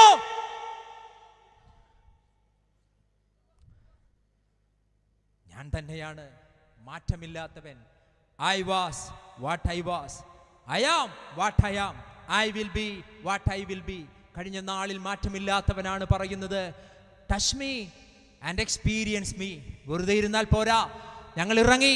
ഒരു പറ്റം കുടുംബാംഗങ്ങൾ, നിന്ദ, പരിഹാസം, കേസ്, വഴക്ക് എല്ലാം ഉണ്ടായിരുന്നു. എന്നാൽ ഇന്ന് എൻ്റെ ഗ്രാമത്തിൽ എനിക്ക് ഒത്തിരി സ്വാതന്ത്ര്യമുണ്ട്. എല്ലാ തെറ്റിദ്ധാരണകളും മാറി എൻ്റെ കുടുംബത്തിൽ, എൻ്റെ സമൂഹത്തിൽ, എൻ്റെ ദേശത്ത് തലങ്ങും വിലങ്ങും സഞ്ചരിക്കുവാനും ഏത് ഭവനത്തിൽ കയറുവാനും ഏത് ഭവനത്തിൽ പ്രാർത്ഥിക്കുവാനും എനിക്ക് കർത്താവ് കൃപ ചെയ്തതോർത്ത് ഞാൻ എൻ്റെ ദൈവത്തെ വാഴ്ത്തുകയാണ്. Touch me, experience me. എൻ്റെ ദൈവത്തെ ഒന്ന് തൊടാൻ നിനക്ക് കഴിയുന്നുണ്ടോ? എൻ്റെ ദൈവത്തെ എക്സ്പീരിയൻസ് ചെയ്യാൻ നിനക്ക് കഴിയുന്നുണ്ടോ? മാറ്റമില്ലാത്ത ദൈവത്തെ നിനക്ക് കാണുവാനും രുചിച്ചറിയുവാനും ഇടയാകും. ഈ ഉയർത്തെഴുന്നേറ്റ കർത്താവ് രണ്ടാമതായിട്ട് അടുത്തതായിട്ട് ഇങ്ങനെയാണ് പറഞ്ഞത്. അവൻ നമുക്ക് മുമ്പേ കടന്നുപോയി ഇരുമ്പോടാമ്പലുകളെ അവൻ തകർത്ത് താമ്ര കഥകളെ ഖണ്ഡിക്കുന്ന ദൈവമാണ്. ഉയർത്തെഴുന്നേറ്റ കർത്താവ് 28-ാം അധ്യായം മത്തായിയുടെ സുവിശേഷം 10-ാം വാക്യത്തിൽ അവൻ പറയുകയാണ്, ഭയപ്പെടേണ്ട, ഭയപ്പെടേണ്ട, അവൻ ഭ്രമിച്ചു നോക്കേണ്ട, അവൻ ഭയപ്പെടേണ്ട. ഭയമാണെന്ന് സമൂഹത്തിൽ. അതുകൊണ്ടാണ് പലപ്പോഴും സൂയിസൈഡിന് വിധേയമാകുന്നത്. ഭയം എന്താണ്? കഴിഞ്ഞ ദിവസം നിംഹാൻസ് എന്നറിയപ്പെടുന്ന ഒരു സൊസൈറ്റി നമ്മുടെ കേരളത്തിൽ ഒരു പഠനം നടത്തിയിട്ട് ഒരു റിപ്പോർട്ട് പുറത്തു വരുവാനിടയായി. കേരളത്തിൽ പണ്ട് കാലത്ത് മദ്യവും മയക്കുമരുന്നുകളും ഉപയോഗിക്കുന്ന പ്രായമെന്ന് പറയുന്നത് 20ഉം 15ഉമായിരുന്നു എന്നുണ്ടെങ്കിൽ ഇന്ന് മദ്യവും മയക്കുമരുന്നുകളും ഉപയോഗിക്കുന്നവരുടെ പ്രായമെന്ന് പറയുന്നത് 8 മുതൽ മുകളോട്ടാണ്. ഇന്നലെ മിനിഞ്ഞാന്ന് ഞായറാഴ്ച എൻ്റെ ജംഗ്ഷനിൽ ഞാൻ നിൽക്കുമ്പോൾ എൻ്റെ തൊട്ടടുത്തുള്ള 8ാം ക്ലാസ്സുകാരൻ, അവൻ ജനിച്ചു വളർന്ന, അവൻ്റെ അപ്പൻ ജനിച്ചു വളർന്ന, എൻ്റെ കൂട്ടുകാരൻ ജനിച്ചു വളർന്ന മണ്ണിൽ ലേക്കുകെട്ട് നൃത്തം ചെയ്യുന്ന സ്വന്തം അയൽക്കാരനെ കാണേണ്ടി വന്ന ഗതികേട്. എൻ്റെ കുഞ്ഞുങ്ങൾ പഠിക്കുന്ന സ്കൂളിൽ ഞങ്ങൾ അവരുടെ ബർത്ത്ഡേക്ക് സ്വീറ്റ്സുകൾ കൊടുത്തു വിടുമായിരുന്നു. കുന്നത്തൂർ താലൂക്കിലെ എല്ലാ സ്കൂളുകളിലും അത് ബാൻ ചെയ്തു. ഇനി മുതൽ ബർത്ത്ഡേ, ഹാപ്പി ബർത്ത്ഡേക്ക് ഒരു കുഞ്ഞു പോലും സ്വീറ്റ്സുകൾ കൊടുത്തു വിടരുത്. കാരണം നമ്മുടെ തൊട്ടടുത്തുള്ളൊരു സ്കൂളിൽ ബർത്ത്ഡേ പാർട്ടി കഴിഞ്ഞ് പെൺകുഞ്ഞുങ്ങൾ കഴിച്ച മിഠായി കഴിച്ച് തളർന്നു വീണ പെൺകുട്ടികൾ മദ്യവും മയക്കുമരുന്നും പൊടി നിരത്തുക MDMA തരിക്ക് 2000-3000 ഒന്ന് കഴിച്ചു കഴിഞ്ഞാൽ ഒന്നും അറിയാത്തൊരു മാസ്മരിക ലോകത്തിൽ ജീവിക്കാൻ സാധിക്കും. MDMA അതിവ്യാപനം. പണ്ടത് പുരുഷന്മാരായിരുന്നു, ഇന്ന് സ്ത്രീകളാണ് അതിന്റെ വ്യാപനം നടത്തുന്നത്. വ്യാപാരികൾ. മറന്നുപോകരുത്. ഇങ്ങനെയുള്ള ഒരു വലിയ ഭാഗത്തൂടാണ് നമ്മുടെ ഈ സമൂഹം കടന്നു പോകുന്നത്. മദ്യത്തിൽ നിന്ന്, മയക്കുമരുന്ന് നിമിത്തം ഭയത്തോടെ നമ്മുടെ സമൂഹം ജീവിക്കുന്നു എന്നുണ്ടെങ്കിൽ, കഴിഞ്ഞ ദിവസം എൻ്റെ സെമിനാരിയിൽ പഠിച്ച ഒരു കൗൺസിലർ, തിരുവനന്തപുരത്ത് സൈക്യാട്രിക് ഹോസ്പിറ്റൽ നടത്തുന്ന ഒരു കൗൺസിലർ, അദ്ദേഹം എൻ്റെ സെമിനാരിയിൽ കടന്നു വന്നിട്ട് ഇങ്ങനെയാണ് പറഞ്ഞത്. ഒരു ചെറുപ്പക്കാരൻ, കോഴിക്കോട് മെഡിക്കൽ കോളേജിൽ അഡ്മിഷൻ ലഭിച്ച ചെറുപ്പക്കാരൻ, അവൻ്റെ അമ്മയും അവൻ്റെ ബന്ധുക്കളും ഒക്കെ അവനെ കൈകാലുകൾ കെട്ടി തൻ്റെ ഹോസ്പിറ്റലിലേക്ക് കൊണ്ടുവന്നു. ആ അമ്മ കൗൺസിലറോട് പറഞ്ഞത് ഇങ്ങനെയാ, ഞങ്ങളുടെ സുഹൃത്തിനോട് പറഞ്ഞത്, ഇവൻ എന്നെ 4 തവണ കെട്ടിത്തൂക്കി. MBBSന്റെ അഡ്മിഷൻ കിട്ടവൻ MDAക്ക് അടിമപ്പെട്ടു. പഠിത്തം നിർത്തി വീട്ടിൽ വന്നു. അവൻ MDMA അടിച്ച് കിറങ്ങി നിൽക്കുമ്പോൾ ഞാൻ ഒരു അമ്മയാണെന്ന് മനസ്സിലാക്കാതെ ഒരു കയറ് തന്നിട്ട് അവൻ പറയും തൂങ്ങാൻ. 1 അല്ല 4 തവണ. എന്തിനു തൂങ്ങി? തൂങ്ങിയില്ലെങ്കിൽ ബ്ലേഡ് കൊണ്ട് എന്റെ ശരീരം കീർന്നു മുറിക്കുന്ന, അവൻ പോറി മുറിക്കുന്ന ഒരു സ്വഭാവം ഇവനുണ്ട്. അങ്ങനെ ഞാൻ തൂങ്ങിയാടുമ്പോൾ എന്നിൽ നിന്ന് മലവും മൂത്രവും പുറത്തുപോയി ഞാൻ മരിക്കുമെന്ന് ബോധ്യമാകുമ്പോൾ അവൻ വന്ന് കയററുത്ത് എന്നെ താഴെയിടും.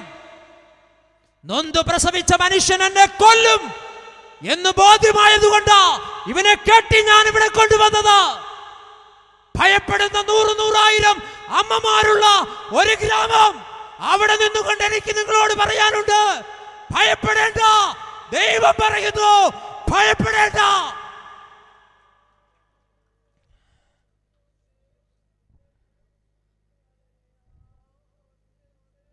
ഇതൊക്കെയാണ് ഉയർത്തെഴുന്നേറ്റ കർത്താവ് നമ്മളോട് പറയുന്നത്. സ്മിർന ദൈവസഭയുമായി ഇതിന് പ്രത്യേകതയുണ്ട്. 1000 BC വരെ ഇതൊരു നല്ല പട്ടണമായിരുന്നു. 600 BC ഇത് ശത്രു സൈന്യം തകർത്ത് കളഞ്ഞു. പിന്നീട് 400 വർഷങ്ങൾ ഒരു പണിയുമില്ലാതെ കിടന്ന ഒരു പട്ടണമായിരുന്നു. എന്നാൽ 290 BC ആന്റിഗോണസ് എന്നറിയപ്പെടുന്ന, ലിസ്മാനസ് എന്നറിയപ്പെടുന്ന 2 വ്യക്തികൾ ചേർന്ന്, 2 രാജാക്കന്മാർ ചേർന്ന് സ്മിർന പട്ടണത്തെ പുതുക്കി പണിയുവാനിടയായി. സ്വർണം കൊണ്ട് പൂശിയ, സ്വർണങ്ങളുള്ള ഒരു പട്ടണമാക്കി ഇതിനെ പുതുക്കി പണിയാനിടയായി തീർന്നു. പിന്നീട് അതിനെ വിളിച്ചത് ഗോൾഡൻ സിറ്റി എന്നാണ്. സ്വർണം കൊണ്ടുണ്ടാക്കിയ തെരുവീതികളുള്ള പട്ടണം എന്നുള്ളതാണ്. അതേ പ്രിയപ്പെട്ടവരെ, നമ്മുടെ തകർച്ചയിൽ നിന്ന് നമ്മൾ ഉയർത്തുവാൻ കഴിവുള്ള ഒരുവൻ, അവൻ ഉയർത്തെഴുന്നേറ്റ യേശു കർത്താവാണ്. കരമുയർത്തിയ ആ ദൈവത്തെ ഒന്ന് വാഴ്ത്തുവാൻ നമുക്ക് കഴിയുമാറാകട്ടെ. യേശു കർത്താവ് ഈ ലോകത്തിലേക്ക് കടന്നു വന്നത്, അടുത്ത ടൈറ്റിൽ എന്ന് പറയുന്നത് ഇതാണ്: 2ാം മരണത്തിൽ നമുക്ക് ദോഷം വരുത്തുക ഇല്ല എന്നുള്ളതാണ്.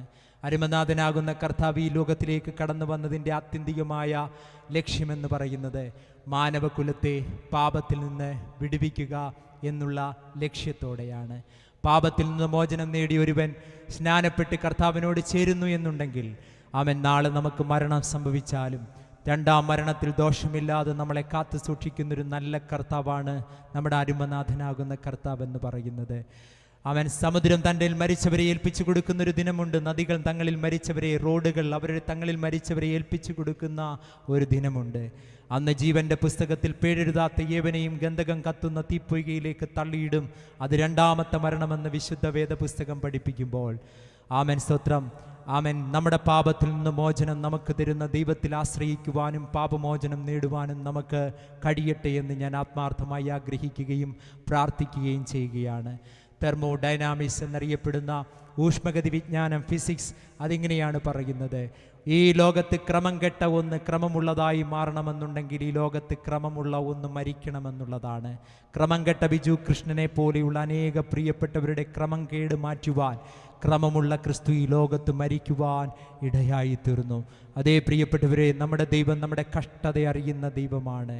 അവൻ ക്രഷിംഗ് ബെനീത്ത് എ വെയിറ്റ്, ഒരു ഭാരമുള്ള ചാമൻ പാറക്കല്ല് ചങ്ക് തകർക്കുന്ന അനുഭവങ്ങളെ അറിയുന്നൊരു ദൈവം. നമ്മുടെ അട്ടർ പോവർട്ടി, സമ്പൂർണ്ണ ദാരിദ്ര്യത്തെ അറിയുന്നൊരു ദൈവമാണ് നമ്മുടെ ദൈവമെന്ന് പറയുന്നത്. തീർന്നില്ല, അവൻ ആദ്യനും അന്ത്യനുമാകുന്ന ദൈവമാണ്. ഈ ലോകത്തിൻ്റെതല്ല നമ്മുടെ അവസാനത്തെ വാക്ക്, നമ്മുടെ ക്രിസ്തുവിൻ്റെതാണ് നമ്മുടെ ജീവിതത്തിൽ അവസാനത്തെ വാക്ക്. നമുക്കൊരേ ഒരു രക്ഷിതാവേയുള്ളൂ, അത് യേശു കർത്താവാണ്. അവൻ മരണത്തെ ജയിച്ചുയർത്തെഴുന്നേറ്റ ദൈവമാണ്. 2ാം മരണത്തിൽ നമുക്ക് ദോഷമില്ലാതെ സൂക്ഷിക്കുന്ന നമ്മുടെ നല്ല കർത്താവ്. ഈ ദൈവത്തെ ഒന്ന് ആരാധിപ്പാൻ നമുക്കിടയാകുമാറാകട്ടെ. കരമുയർത്തി ഒന്ന് പറഞ്ഞ്, എൻ്റെ ദൈവം ആദ്യനും അന്ത്യനുമാകുന്ന ദൈവമാണ്. അവൻ മരണത്തെ ജയിച്ചുയർത്തെഴുന്നേറ്റ കർത്താവാണ്. ആമേൻ, സ്തോത്രം. പാപത്തിൽ നിന്ന് എനിക്ക് മോചനം നൽകുന്ന കർത്താവാണ് അവൻ. ദൈവം എല്ലാവരെയും അനുഗ്രഹിക്കുമാറാകട്ടെ. ആകയാൽ നമ്മുടെ കർത്താവ് ആരാണെന്ന് മനസ്സിലാക്കി അവൻ സന്തോഷത്തോടെ ജീവിക്കുവാൻ നമ്മളേവരെയും കർത്താവ് അനുഗ്രഹിക്കട്ടെ എന്ന് പ്രാർത്ഥിച്ചുകൊണ്ട് ആശംസിച്ചുകൊണ്ട് സമയം തന്ന ദൈവസഭയ്ക്ക് നന്ദി പറഞ്ഞുകൊണ്ട് നിർത്തുന്നു. ദൈവം നമ്മെ അനുഗ്രഹിക്കുമാറാകട്ടെ.